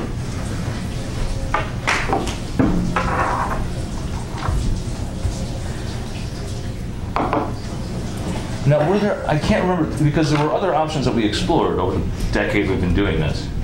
There's none of the non-groundwater options were feasible, right? The connection to Gardner, the connection, the other overland routes that we had mapped out, and I mean, I'm not making this up. But you guys, Rich, you know what I'm talking about, right? Yeah, The earlier phase connections. connection that was brought up. And there was nothing there that we liked, right? And That was cost. there's cost just way too expensive. Well, we're sort of putting people on the spot because this is a question that they weren't prepared to answer. I'd love for them to go and look back at everything, all the data, aside from the recommendations, and just see. I mean, I like Dave's idea of the Rockwells. So, I mean, it would seem to me that if we look back at our recorded history in water, you know, there may be something pop out that nobody is sitting here even thinking about. So I would suggest that we give ourselves the latitude of allowing people to look. Yeah, there were some other options that weren't included in the scope of what the DEP was willing to fund as well. Could be fallback, small supplemental. Small little things to fill that gap, maybe. Yeah. I just say with the reservoirs too, that I'm more encouraged by the yield on that because I took some worst case scenarios to come up with that yield. I really believe it's going to be a little more than that. Right. Don't keep telling me that. I'm going to hold you to every gallon. Never mind. The DEP is not going to shut down the aqueduct if there's a drought condition on. So we don't have to worry about it being a very dry season and shutting down and whether there's going to be a... And does that help your concern a little bit? Helps it some. Yeah. Obviously, Dave and I collaborated on that reservoir analysis. It's just it is a little It's conservative. weather sensitive, Right. to say the least.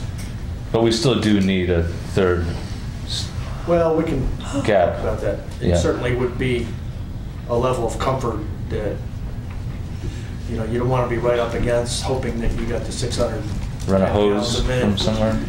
on a 24-hour sustained basis for 10 weeks. And Right. something happens to one of the two that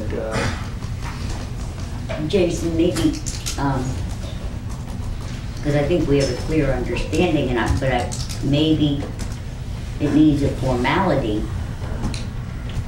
Dave, Dennis, Russell, but that always includes, and Tom, must always include, in my humble opinion, Rich and Blue. Must be done. Mm-hmm. They must be a part of this. Okay. All right. So, So we're clear on that. any other questions or comments from the board? Well, Sally has some. No, thank you. No, you good? You good, Tom? Okay, so here's what I'd like to propose that we do. Take a 5-minute recess and then come back and do public comment, or we can do public comment first and then take a 5-minute break. I like the 5-minute break first. I know you do, but let's get people home first. So let's do public comment, then we'll take a 5-minute break and go into executive session. But then, I would like to suggest that if people have already asked a question or have something that they want us to think about, that we not reiterate it 20 times, okay? Could we be kind? And if someone has already made your point that, and the press has asked, you don't have to abide by it, but if you're going to speak, will you identify yourself so that the newspaper knows who's asking what questions? And you don't have to. There's nothing that, if you don't want to, you don't have to. It just would help the record. All right, so Paul first, and then we'll go from there. So, Mr. Rubin? Paul Rubin, I'm a hydrogeologist. I'll just make a few thoughts, some of which you've heard before, but I think to put things in Might I scope. ask you to stand up, Paul, Sure. because I think, given the hearing problems we were having earlier on, the people might hear you. Yeah, let me just put together a few final thoughts to help put things in context. The safe yield of the aquifer is less than 400 gallons per minute and has not been established. Hydrologic testing conducted to date does not allow determination of any safe yield.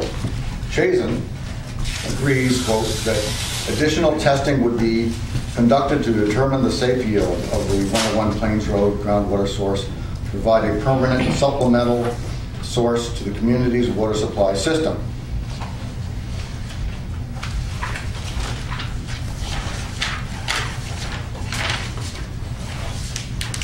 It is not prudent to advance a water source with a safe yield that has not been proven, especially at great land acquisition expense. Approval of a 10-week Plains Road groundwater source application would violate New York State DEC permit application criteria established to protect other aquifer users from adverse impact. For potential approval of a new groundwater source application, as per New York State DEC Appendix 10 TOG 3.2.1, Water Withdrawal Supply Permit Program Application Processing, March 2013 pumping test procedures for water withdrawal applications, New York DEC, quote, must determine that the proposed well or wells will adequately meet the needs of the applicant without adversely affecting others who may rely on the same aquifer. End quote. As has been demonstrated, it is clear that even temporary 10-week exploitation of the confined Plains Road aquifer will adversely affect homeowners. Other alternate water supply sources are available, thus negating need to approve a Plains Road aquifer permit application. The Village of New Paltz should seriously consider if you wish to advance a village water supply that clearly violates New York State DEC permitting criteria.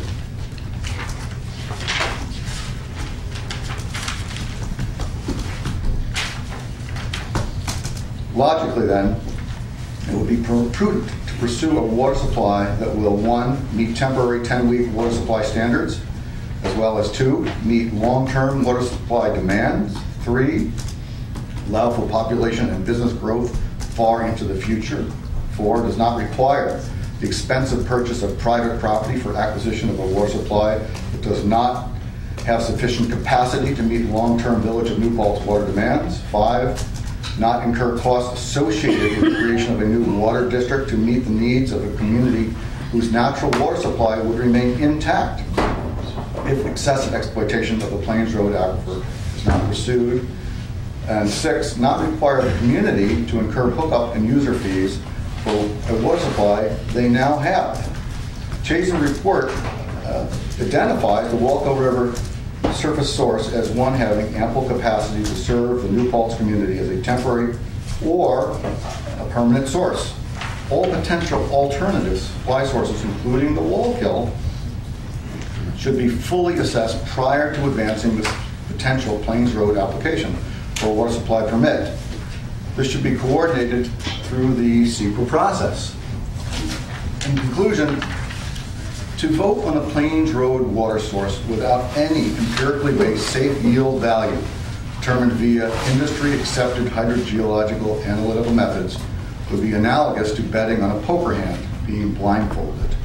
There is no scientifically valid information upon which to advance a vote for a permanent Plains Road water source at this time. Thank you, Paul. Yes, sir, in the back. I'm Ted Pryor. I live up 150 Plains Road here. I have 3 short points I just wanted to make. A lot of this whole discussion has been based on the phase 2 testing, which was 72 hours. When the aqueduct is shut down, that if you use 101 Plains Road, it's going to be burdened for 1,680 hours. 72 versus almost 1,700 hours in demand. And a lot of problems happen in just the 72 hours. Consider that. In 72 hours, 3 homes had black 500-gallon plastic water tanks put on their lawns. How many are going to have those tanks if it's 1,700 hours? Who's going to pay for it? I guess you. Also, what happened to the water quality of people that I presented to you on December 18th? Using the test that provided from the Chafin Company and Dave Tyler, 68% of those homes, 25 tests that were collected, had coliform problems. 56% had high turbidity problems. Some of those homes still do. Manganese, 56%. Sodium, 52%. Sulfur with 32%, and there's some more problems. And we talked about those type of quality issues, manganese, iron, etc. That was 25 tests that people sent to me on the basis of the tests that were, I think 50 homes were involved in the monitoring. So we gave you these quality problems on a sample size of 50%. That's a pretty good sample size of the type of problem that would come after only 72 hours. What happened from 1,700 hours to those homes? The last comment I just wanted to make is a suggestion, maybe some money for you. If you choose the Wallkill, you'll have a plentiful supply of water. Well, you need to use the reservoir on Mountain Rest Road, and if you don't, you could shut that down and have an operational savings back to you from using Wallkill to balance off maybe some additional expenses from Plains Road. Thank you. Thank you, Ted. Matt? Finally, huh? Matthew Kehoe, resident of the town of New Paltz, in that village. I'm on my own private well. I come to you with about 20 years operating experience in New York State. I'm a biologist by training. So first point I'd like to make is, like I tell my guys, I operate a facility that's about $10 million a year budget, supplies about 85,000 people with water. When my guys come to me with an emergency, I say lack of planning on your part does not constitute an emergency on my part.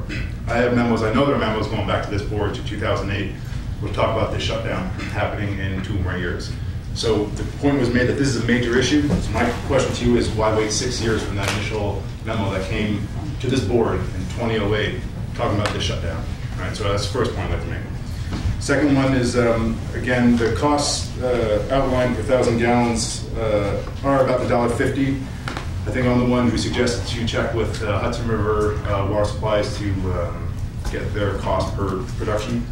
And again, that $1.50, you're actually going to save 6 cents by utilizing Wallkill River, simply for the fact that the 1,000 gallon per rate is $1.56 presently for New York City. I budget 12% increase per year for New York City water supply. All right. Looking at the costs, I know that there are some consent orders from DEC for your sewer plants. The delta in cost for river water versus groundwater could really be used to upgrade and improve your sewer plant, which is constantly spewing poop into the river. So I think it'd be a great way to utilize this excess money that you want to use for groundwater now, which may not work. One of the points that was made is, and I'm in full agreement, that the river is probably a 5 out of 5.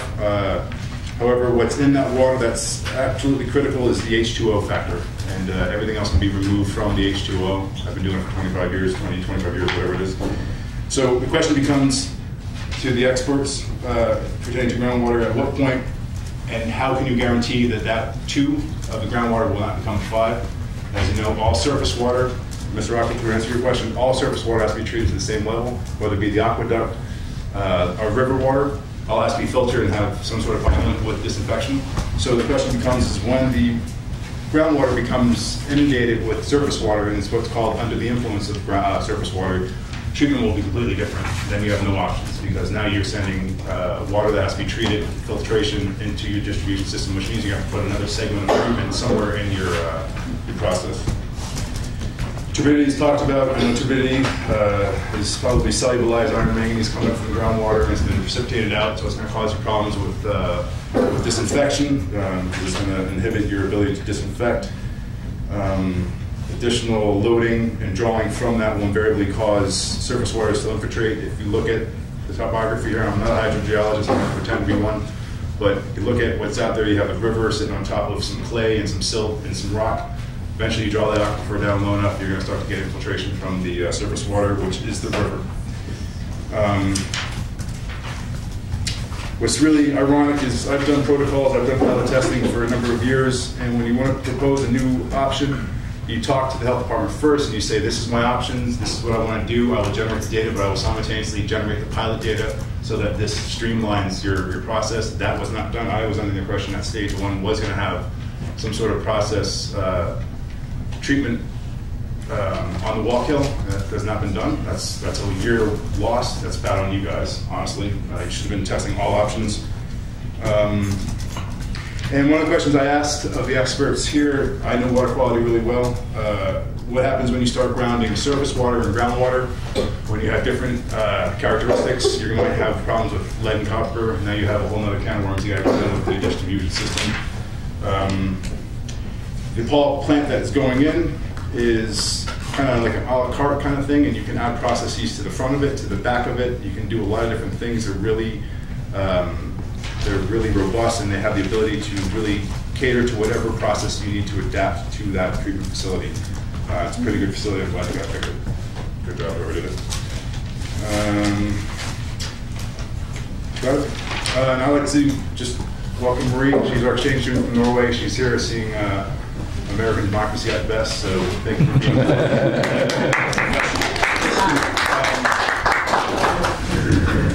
That's about it. Thank you very much. Good luck. Thanks, Matt. And I know, a side note, I am a private resident. I own a home in this town. I'm on a well that's 220 feet deep.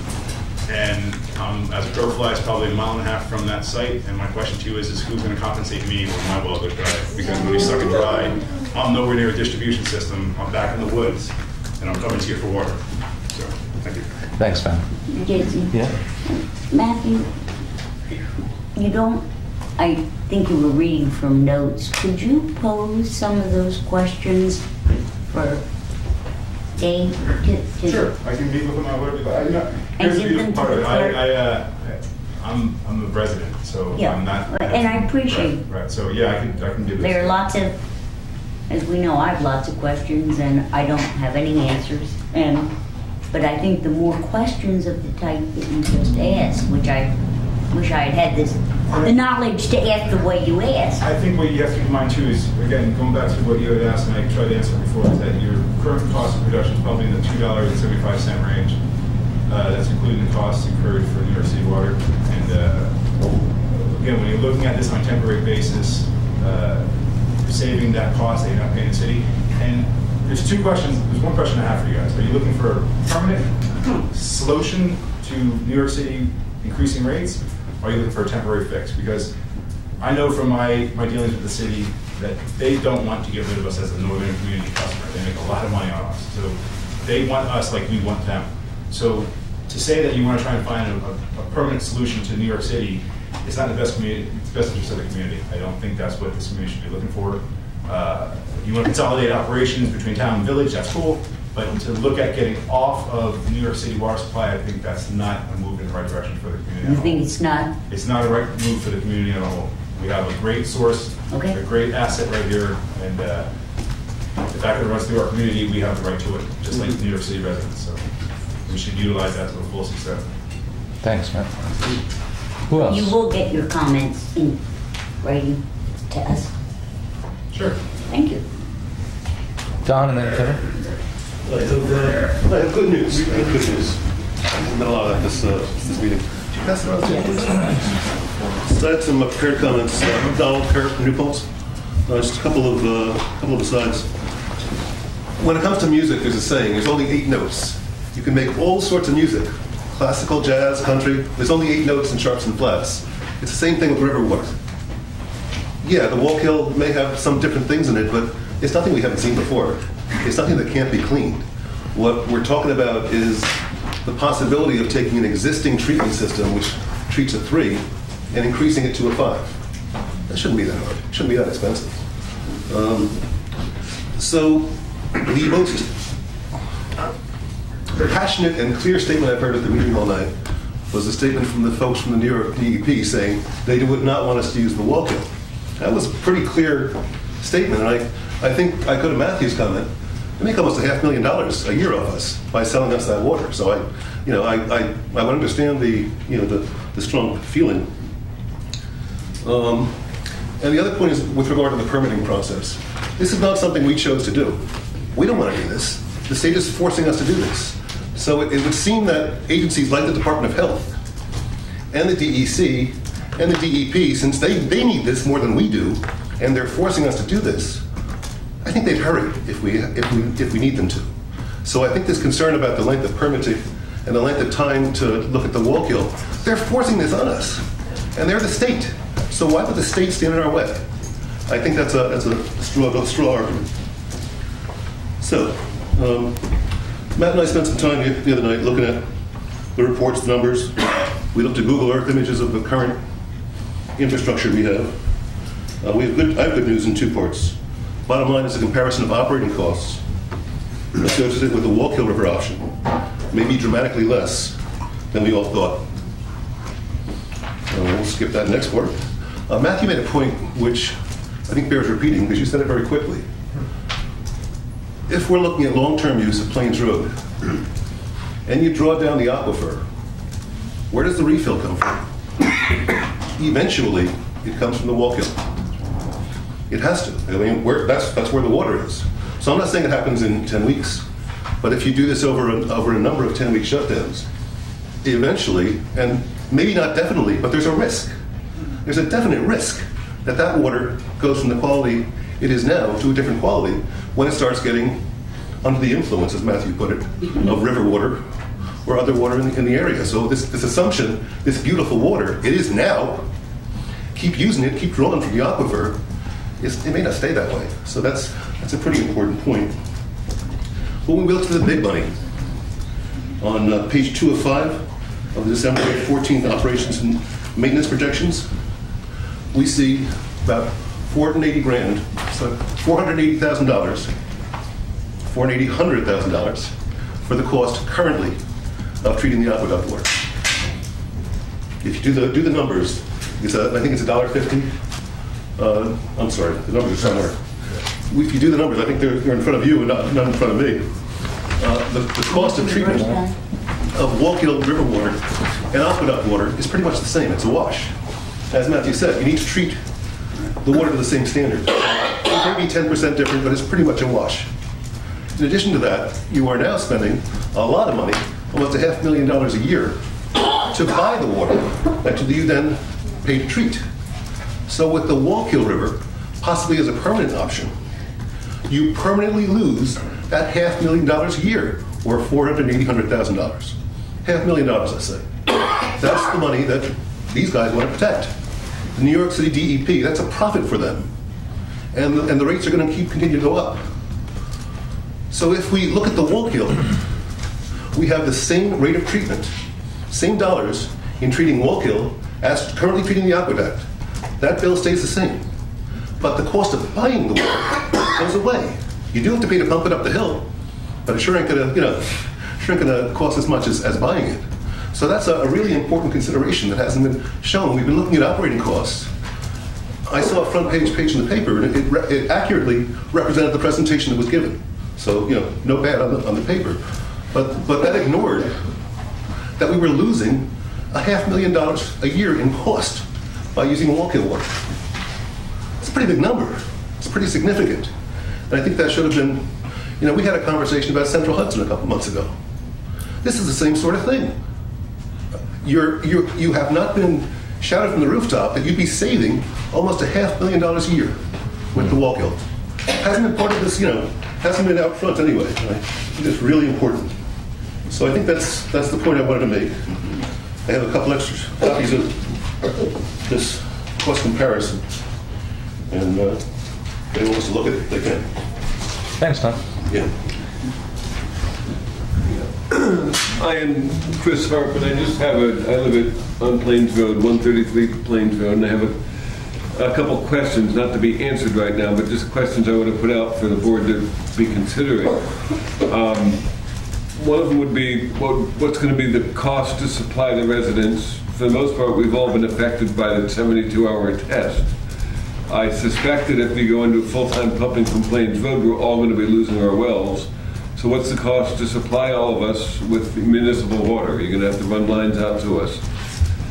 Next question is, all of a sudden we're going to be getting chlorinated municipal water. Is that going to kill our septic systems? And we're also going to have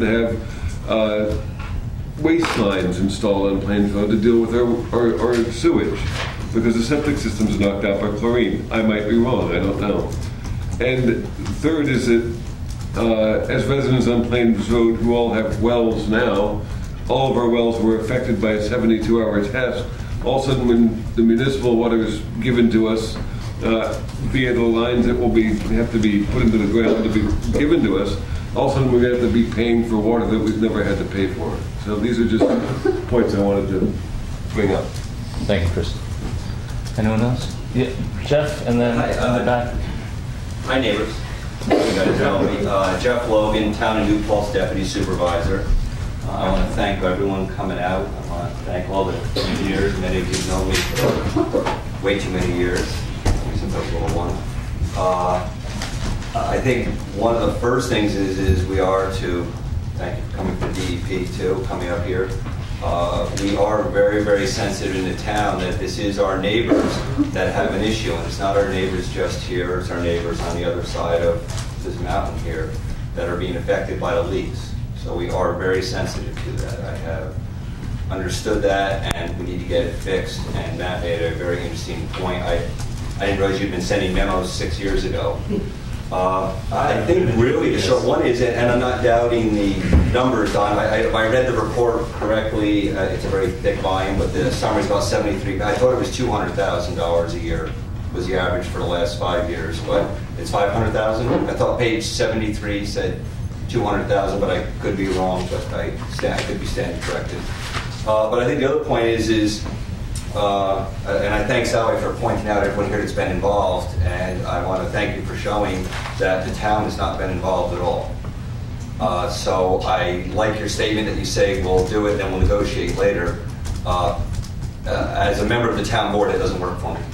That doesn't work at all. The property you're looking at is in the town. Both the Plesser property is in the town, and Plains Road is in the town. I happen to live on Plains Road. And the water source that's going to be fed down Plains Road actually ends about 150 or 200 feet from my house. So I trusted all the science here, both the ones that are hired as experts, and we have Matt over here. I don't know. I will take full faith in it. But at no time have I been asked about acquisition of land in the town. At no time has the supervisor been asked about acquisition of land in the town for water sources. So I'm here representing everyone you're seeing sitting here. I'm representing all the members of this community. I'm very sensitive to the fixes that need to be done. I know they need to be done. But I hope this isn't, well, let's see, the Walk-Hill didn't work because we didn't permit soon enough. So we're going to use Plains Road. That wasn't said, though. Okay, so you're going to go to the next phase. So the next phase would be to go to alternate water sources, which are solely in the town. So I guess my question is, I would certainly like to see a plan from the village board when they plan to start talking to the town, because we have our residents of the town that we need to answer to. And the answer just isn't, you're going to take the land, because you're not. Tom, do you want to answer that? I'll just say I'll give you a memo that I wrote to my colleagues on the board with a copy, I believe, only to Kevin Barry, but I'm not sure. Subsequent to a meeting I had with Susan and Kevin, I'll provide you with a copy of that memo. Please do, and you know, this is something that would take the whole board, and I'm glad you have met with Kevin and Susan. I have not seen that memo. Okay, well, or Susan can talk to it also next if she'd like to. I have not seen that memo, but certainly there's 5 votes on the town board, and 2 members don't make up a quorum, nor do they represent the town board, nor do they represent all the residents. Our responsibility and my responsibilities to the residents. I happen to be a resident of Plains Road also. These are, you're looking at my neighbors here, and that property is on that. And so the plan right now is to say the walk hill is out, so then we go to the next piece and we'll negotiate later. That doesn't work for me, nor does it work for the residents of the town that I represent. So I really hope that part of your phases of your plans include starting to talk to where the land is and where this water is and where this resource is. Thank you. Thank you, Jeff. Actually, was something in the back, and then you, Susan. Just a quick comment. The assumption has been made that if Plains Road is chosen, that we will be negatively affected and that we'll lose our water, and that we will actually be requested to agree to get village water, and if we say no to that, then we're kind of off on our own afterwards. That's my understanding of everything I've heard so far. And that the village would pay to have the water run to the house, sort of, but not from the road to the house.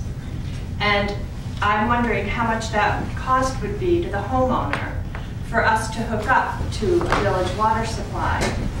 I have a friend who's in the village right now, and they just changed the septic over, and he's looking at a bill of, they've given him, it's going to be between $6,000 and $12,000 out of his pocket for a mandated hookup to the septic system, this new sewer system that was installed. I just think that's unconscionable, that someone could run lines and then expect a private homeowner to spend something like $6,000 to $12,000 to hook up, and I'm really concerned that that could happen to us. Of Dale Grust, Plains Road. Were you going to say something, Sally? Sorry, I thought you were going to say something. No. Thank you, Dale. Susan. First, I just have to address the comment that Tom had made about the meeting with Kevin and myself. And I just need to put it in perspective. That was probably about a year ago at this point. It was at the very beginning of this project when the DEP was sort of talking to the town about what water sources were in the town. And you guys were working on this project, and we started talking together. And Tom met with myself and Kevin for us to talk about how do we work together about a community water system. So that was the meeting, and that was about a year ago. And then we sort of walked. And then June, Susan. June of last year? Okay, because I looked at my notes talking this together afternoon. about how do we do a community water system, how do we work together. But we haven't had a conversation about this since. The town has pretty much, but there were 2. There was another conversation about a month ago where Jason and Tom came in to talk to me about how they can hook up to the Plains Road water system and how they need easements and stuff. And I'm not trying to create problems, I'm not trying to start fights, I just want to be very clear. I was told when I said, well, are these people going to have to pay like 150%? Are they going to be paying the same rate? Are they going to, you know, how's this going to benefit the whole town? I was quite told it's not my problem, okay? It's the village's problem, and they've got to solve it. It's not my problem. So let's be clear, it is not a problem, but it is a community problem, because at the end of the day, you guys have to find a source, and the village people are town people, and so it is our problem, but I was told it's not our problem. And I have to say, I was really upset, and I got up and walked out, and Kevin handled the rest of the meeting, but that's beside the point. I will say that Tom did reach out to me. He's been reaching out to me for the past couple of weeks, if not longer, but of course we all know that we had that town hall move, and you know, life has been a little difficult and stuff. So Tom and I got together this past Sunday to talk about how we can move forward, how the village can make this happen, of which I said to Tom, similar to what Jeff said, the people sitting here tonight are town residents.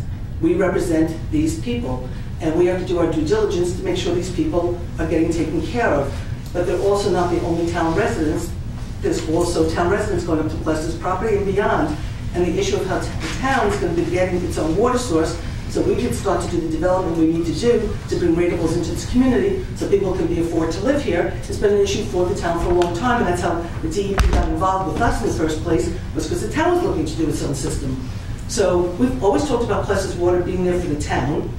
We never expected them to find water on Plains Road, but it is in town property. Okay, so that could help. I'm sorry, but I'm saying Plains Road is in town. Okay, so what I'm saying is, so here's this quotability to create a town water system, if that's what we would want to go do. Okay, but so Tom sat to me and said, how do we work this together? I said to Tom, first we have to make sure we take care of the Plains Road people and they're taken care of and they don't get hurt by this because they're our, our residents.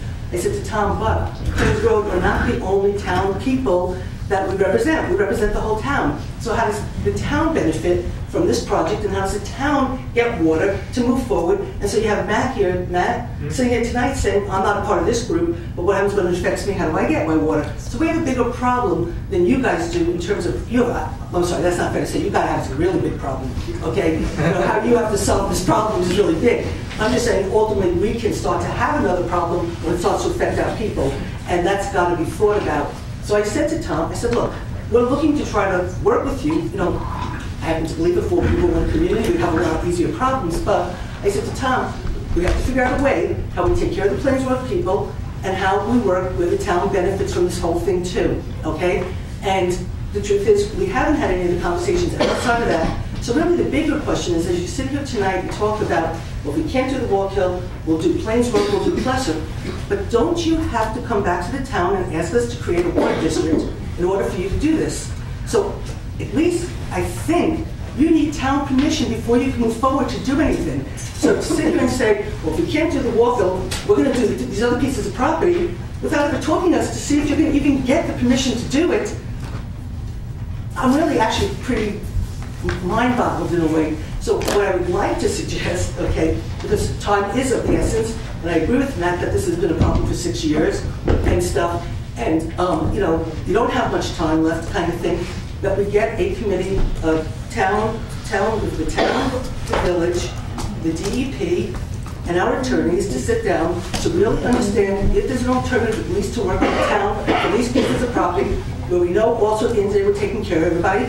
Or we can't, because if we say to you we're not going to create a water district, I'm not so sure Plains Road and Plesser are actually an option for you either. So I just wanted to say that. Thanks. Thanks, Susan. Anybody else? Yes, ma'am. Whether or not you can all come to terms with yourself, I'm Gail Friedman, a Plains Road resident. I'm not sure that you're really thinking clearly, although I hope you are, about the number. 610 is not a realistic number going forward. I'm sorry, is not a what? 610 is not a realistic number going forward. Not if our whole community is forced onto municipal water, not if you get the development you want along the South Pike Corners corridor, not if all the other development that's conceived of in this community writ large takes place. You don't have the numbers, and we've already established by Dave's own admission earlier this evening that over the long haul, you can't get more than 200 to 300 gallons per minute from Plains Road. Even that hasn't been established. And there's this, it seems to me, intentional blurring of whether we're looking at something temporary or something permanent. And this attempt, it feels like some of the time, to say, well, we'll make it work with Plains Road for the 10 weeks, and then we'll have a fact on the ground, and then we'll slide it through in some way. And you're looking at a big problem. I think Matt summed it up perfectly. And the numbers aren't there. They're just not there. And DEP is loath to pay for exploring the Wallkill option. Do they want to pay for buying more property? Do they want to pay all the expenses of establishing a new water district? Do they want to pay for extensive litigation? You're looking at a big bill and a big problem. Thank you. Thanks, Ken. Let me just see if there's someone who hasn't spoken yet. Sure. Anyone like to speak at all? Yes, John. Yeah. I was going to say very quickly, I'm just very frustrated as a resident of New Paltz of the village. I've seen this board waste its time for 3 years legislating a chicken law for one resident, legislating a plastic bag law for businesses that would have volunteered to do it instead of passing a law, trying to pass a wetlands law using a map that's outdated, and trying to do a landlord tenants law, which basically our current law takes care of all those issues. So they've been wasting all their time, all their energy, for all this issue, when they had plenty of notice 5-6 years ago. This had to be taken care of. I just wanted to mention, I don't know what this board is doing, but I'm very, very upset, very frustrated that you folks are in this position that you're in right now. And we now have to now rush and try to figure it out really fast. And we don't have the time to do that. So I just wanted to say, I'm just highly frustrated. I don't know what to do. Thank you, John. Anyone else? Oh, I'm sorry, Susan, you were next.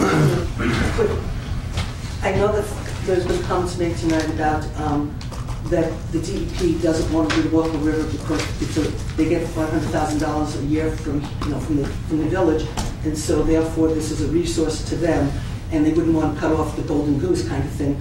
But we all know that water is going to be the liquid gold of the future. I mean, we all know that. If we could all invest and take our water, put it in the basement when everything goes to hell, we have our water, you know. But so to me, I've always sort of been under the assumption that the DEP really wanted to get us off of the water system, and they really didn't want us because they really need all that water down the road for New York City when it starts to get really, really, expensive and whatever, and water becomes precious. I don't know if that's true. I have no idea. I just know that, we're being said that they don't want to look at the Walk Hill because, they're getting too much money from us. I don't know if that's true or not. I mean, I'd love to ask them why they don't want to look at the Walk Hill as opposed to just making these assumptions that they don't want to. That's all I just wanted to. Thank you, Susan. Sally, and then I'd like to comment. I'm really proud of us tonight because I think we all did try to make an effort to listen, to ask good questions, to avoid where we are seeming to be heading now, and that is jam-packed emotion and handling ourselves in emotional ways. And to answer Susan's question, your understanding is the same as mine, Susan. New York City would love to be with us. But the point being, please, we've asked a lot of questions. We're looking for information. We are in this together. And together, we will get it solved. And it won't be based on emotion or accusations of monetary gain, or for me, it won't be. It will be trying to do the best thing we can do for the whole community. And I'm grateful to the experts we have. I'm grateful to the Plains Road people for a lot of the questions that they have raised and asked us to think about. And I just want to say I'm proud of us tonight, all of us, for the way we handled ourselves. Thank you. Thank you, Sam. And I think I saw one more hand. Matt? It's ironic. If you knew me at work, you know that for me to make a statement, it's like I'm way outside my comfort zone. But to put the crosshairs on DEP, I don't think it's fair. They are trying to manage and operate an asset that's almost 100 years old, that's a lifeline to somewhere in the order of 10 million people between the Catskills and New York City. They have a responsibility to ensure that that asset is there for another 100 years. This has been a well-documented shutdown. My organization spent upwards of $8 million buying a treatment facility, an alternative water supply, so we had a backup. Now we're spending $5–6 million to bring it up to speed to operate in the new regulations that we're all faced with.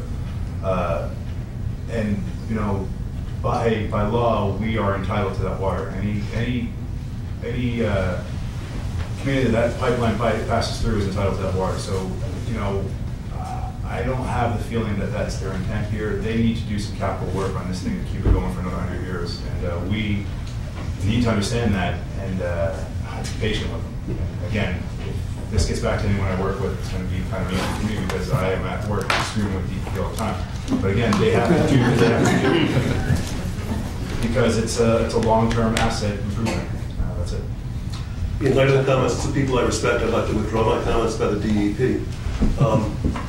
There was one other point I didn't make, and I'll be very brief. There's a program planned for this coming spring to expand and improve the treatment system at our existing water treatment plant on Mountain West Road. And what we're talking about with some of these options are new construction, drilling wells, putting up new pump stations, and which would require new electrical systems. We do have an existing footprint, an existing treatment plant, and we have an existing package plant coming in there. That project is already going to happen. So it would stand to reason, as a layperson or as an engineer, to take that existing system and the existing footprint, the existing pump station, the existing electricity, and just add another module to that to beef them up to be able to treat the water from a 3 to a 2. And it would have to be less expensive than any of the things we're talking about. If there's no new construction, no purchase of land, no drilling of wells, it would have to be more expensive to do those things than to just add one more component on your existing footprint with no new construction except bringing in a trailer mounted system. That would have to be the cheapest option. That's a good point. Todd had a question. So just to be clear, because there's been several statements, it is not DEP's intent to get New Paltz off of the Catskill Aqueduct or any other supply, so I want to be clear on that. And as the mayor knows, and Tom and everybody on the board knows, to date, DEP's committed significant resources to try to find a backup supply for the village, a benefit that's not been extended to a lot of other communities, as Matt will point out. So, just on the record. And thank you for it, Todd. See if there's anyone who hasn't spoken yet. Very quickly. And then, anyone else? John, the last word is yours. Yeah, very quickly. I just think this is a good example of how we really, the town and the village, have to really consolidate and merge. And we have to really tackle this problem united and not divided. And I think that years and years and years we had the luxury of operating out of two separate entities. But I think we've finally come to the conclusion that there are some issues that we must fight together. And that's all I have to say. Thank you, Mr. Cohen. With that, we'll close the public hearing. 5-minute recess. The board will come back for executive session. Can I remind everyone, we also passed a motion tonight to submit the protocol draft with the Walpole River results. So forget that. We are waiting for the results from the Walpole. Is there going to be additional public stuff after? Yes, there's one motion to make. Okay, so I should hang around? Yeah. It's a decision on whether to extend the contract. You wrote that last February. Yes? I was told that they didn't want to What's that? pilot test plan a year ago. You too? I'm going to stop participating. Yeah. And that's the reason Dave tells you is our engineers. Well, we couldn't have it until we got the 12 months tested, right? I mean, how else are you going to know when the worst part of the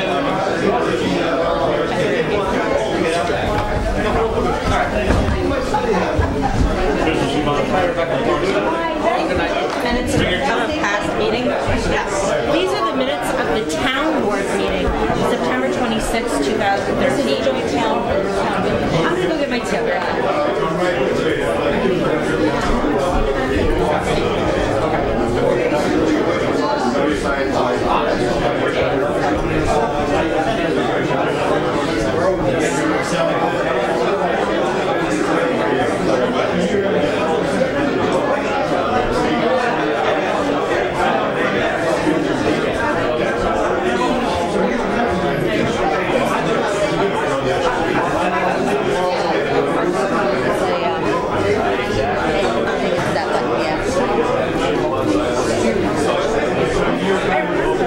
That's how Dave asked me about engineers over near Pardon me? I remember that specifically because that's how Dave became the engineer for the project instead of Rainier and Larius because we were all at the table together on September 11th. I remember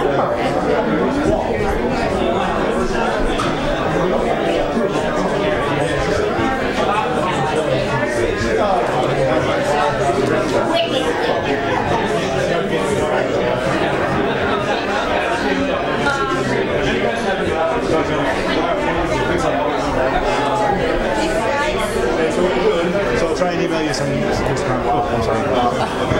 Yeah, sorry. I'd be happy to get. I'm from the New Paltz Times. If you want to. I'll send the clerk, and she can just send me if she's so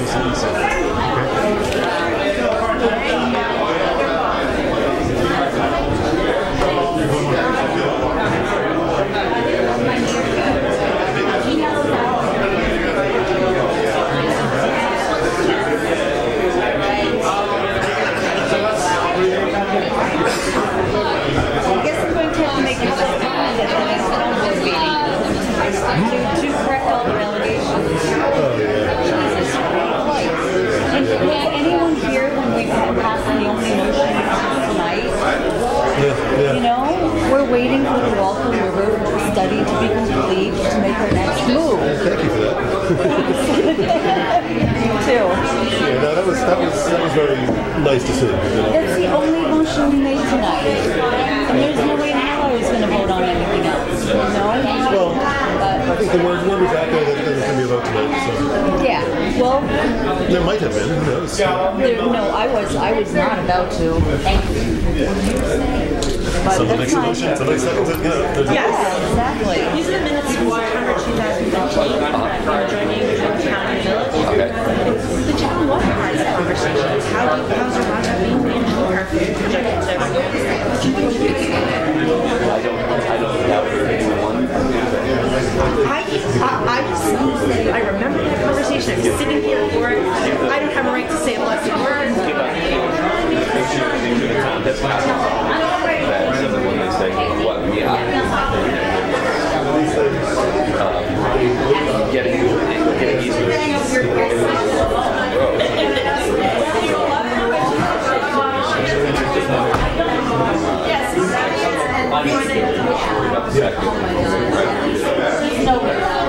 Getting the water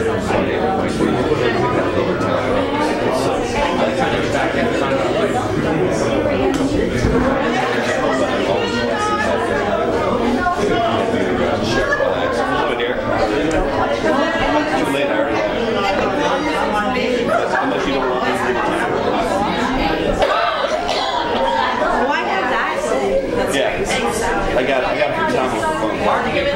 I love your sweater, by the way. Collected ones. I baked it. This is a large factory, yeah.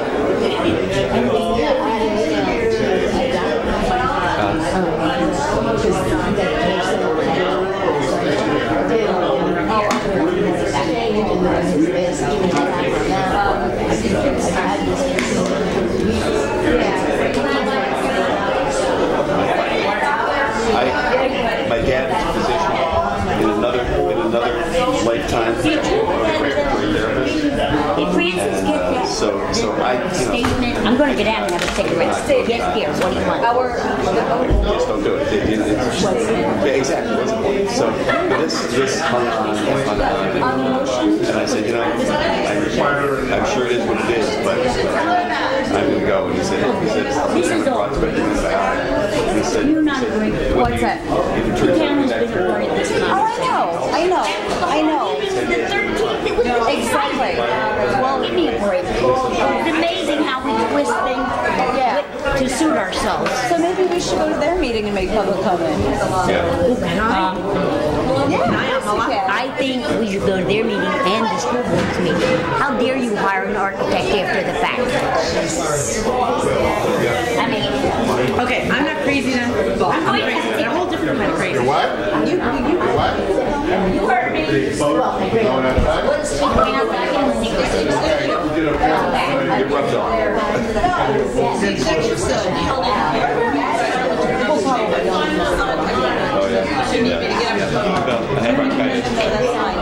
Did you just this good?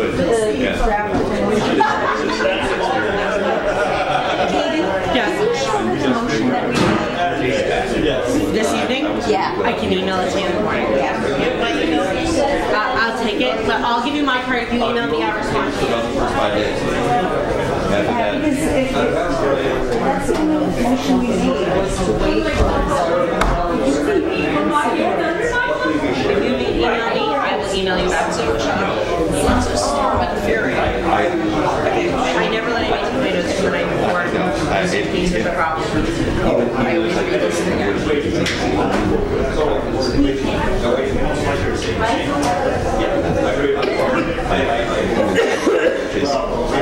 Steady hand, sure, guys. Some people want to use that. Was sitting right there. Sitting over there.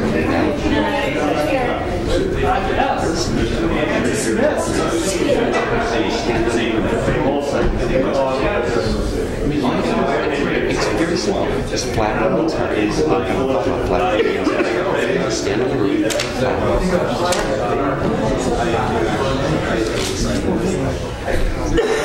And you read, it's all the same. You hire. I mean, I know you. That is the nature of the beast and being a hired. And I used to be the president, so there you go. So you know how to hire people that say those things. Did you hear our only motion that we passed tonight? So we're not saying Well, I know that we need to start. We're only 27 months away, so we have to start walking. We got to start right now. The reason why the baby is the person on this project is because Think about it. you need to go through the town and the village in order to have someone. But I would like to see, and I really would like to see, is there any wall that you can see? You got 4 people here. I'd rather do it at a meeting with the company. No. Well, they already got it. Okay, I don't know. Let's do it in a meeting. They got 27 months, so you don't do it tonight. You're now, you just. We have a meeting in less than a But it's too complicated to discuss in 5 minutes at a time, so I can use it. But the answer is, you would have to get a seat of authority by yourself, then set up an and then put it set up. Was the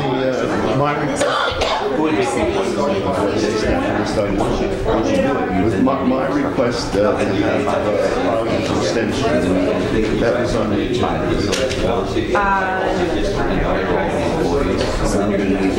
As for Nancy, as for my conversation with Nancy, Jason was kind of checking on the funding money. It's like that was the. So I would. I have to ask Jason about it. I went to. I had your motion. I pulled it out. I had your request. I pulled it out. I went to Jason. Nancy. Jason. I told her that and we have a check some funding to it will be on our next agenda, Jeff. Please come. I will need this. I would love for you to be there, Jeff. Well, that's in the my example. Can you please put on our next agenda discussion on the creation of water district? Well, they come because, I go to the advertising and they'll come stuff. They're accusing us of not wanting to have these conversations. They cause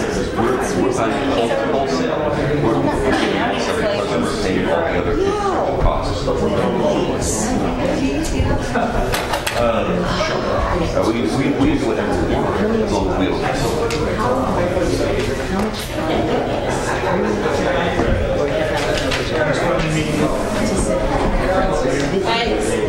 I'm not adding something to the agenda. Our meeting is already over. This?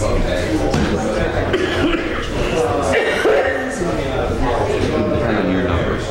Sally has some lots of 150%. I'm sorry, Tom. I know you've been through so much. Every watershed. It's been an interesting time. Oh, that's a standard all around the world. Yes, all around in New York State. And it's a philosophical determination. There's nothing written in stone. As I said, just it's a way that the taxpayers are not supporting the infrastructure, contributing to the infrastructure. And that's what the taxpayers say. They're paying for the infrastructure. So what's the outside? Cabelli? Yeah. The way to get the Cabelli School? Again, it becomes Mario Cabelli. When you get the milk for free, we own the cow. The business school at Fordham is. He's the one who funds it. My son just got accepted. Is that right? Cabelli School. Mario funds. Mario's a graduate of Fordham. And then he went to Columbia. And again, And he still has a great affection for football. I just also sort of It's on our very short list. He just got in there and to business school. I almost went there for my doctorate. But then I was gonna get an assistantship at Ford, so I'd be teaching and so forth. And then I got a full fellowship down at Catholic University, Washington D.C. Well, again, I don't know. I'm gonna go try and rent them. It's not that it's not that It's right outside. Is it so when they set the line, you know that? I appreciate you understanding. It's around this corner. X percent. And you're going to kind of put that all together. So it's do not or do not? Or you do not need us or do? No, I do. I think my question. The reason is because they don't pay the employees. They don't. By the way, this was supposed to happen, but it got delayed. It's been other things like Are we meeting here? Are you? No. Usually go to the next room. Well, I know. I saw you there, and she's keeping. Well, I was inside already, but I came back. Who them are going? Usually the board. Exactly. And he's going. Usually. Okay. So then, I want to know how likely. Are you gonna keep talking to me? This is what It's going in there, right? Ready to rock and roll? Yeah. Well, this is what we need. I'll move it. I thought it was on the. Anyone want a second? There was no agenda. All in favor? Aye. I sent this to Jason. Is there going to be a conversation after executive committee? We'll need the camera, I think, yes. And you're inviting the attorneys to go in? Yes. No, don't make me go home. You're moving to We are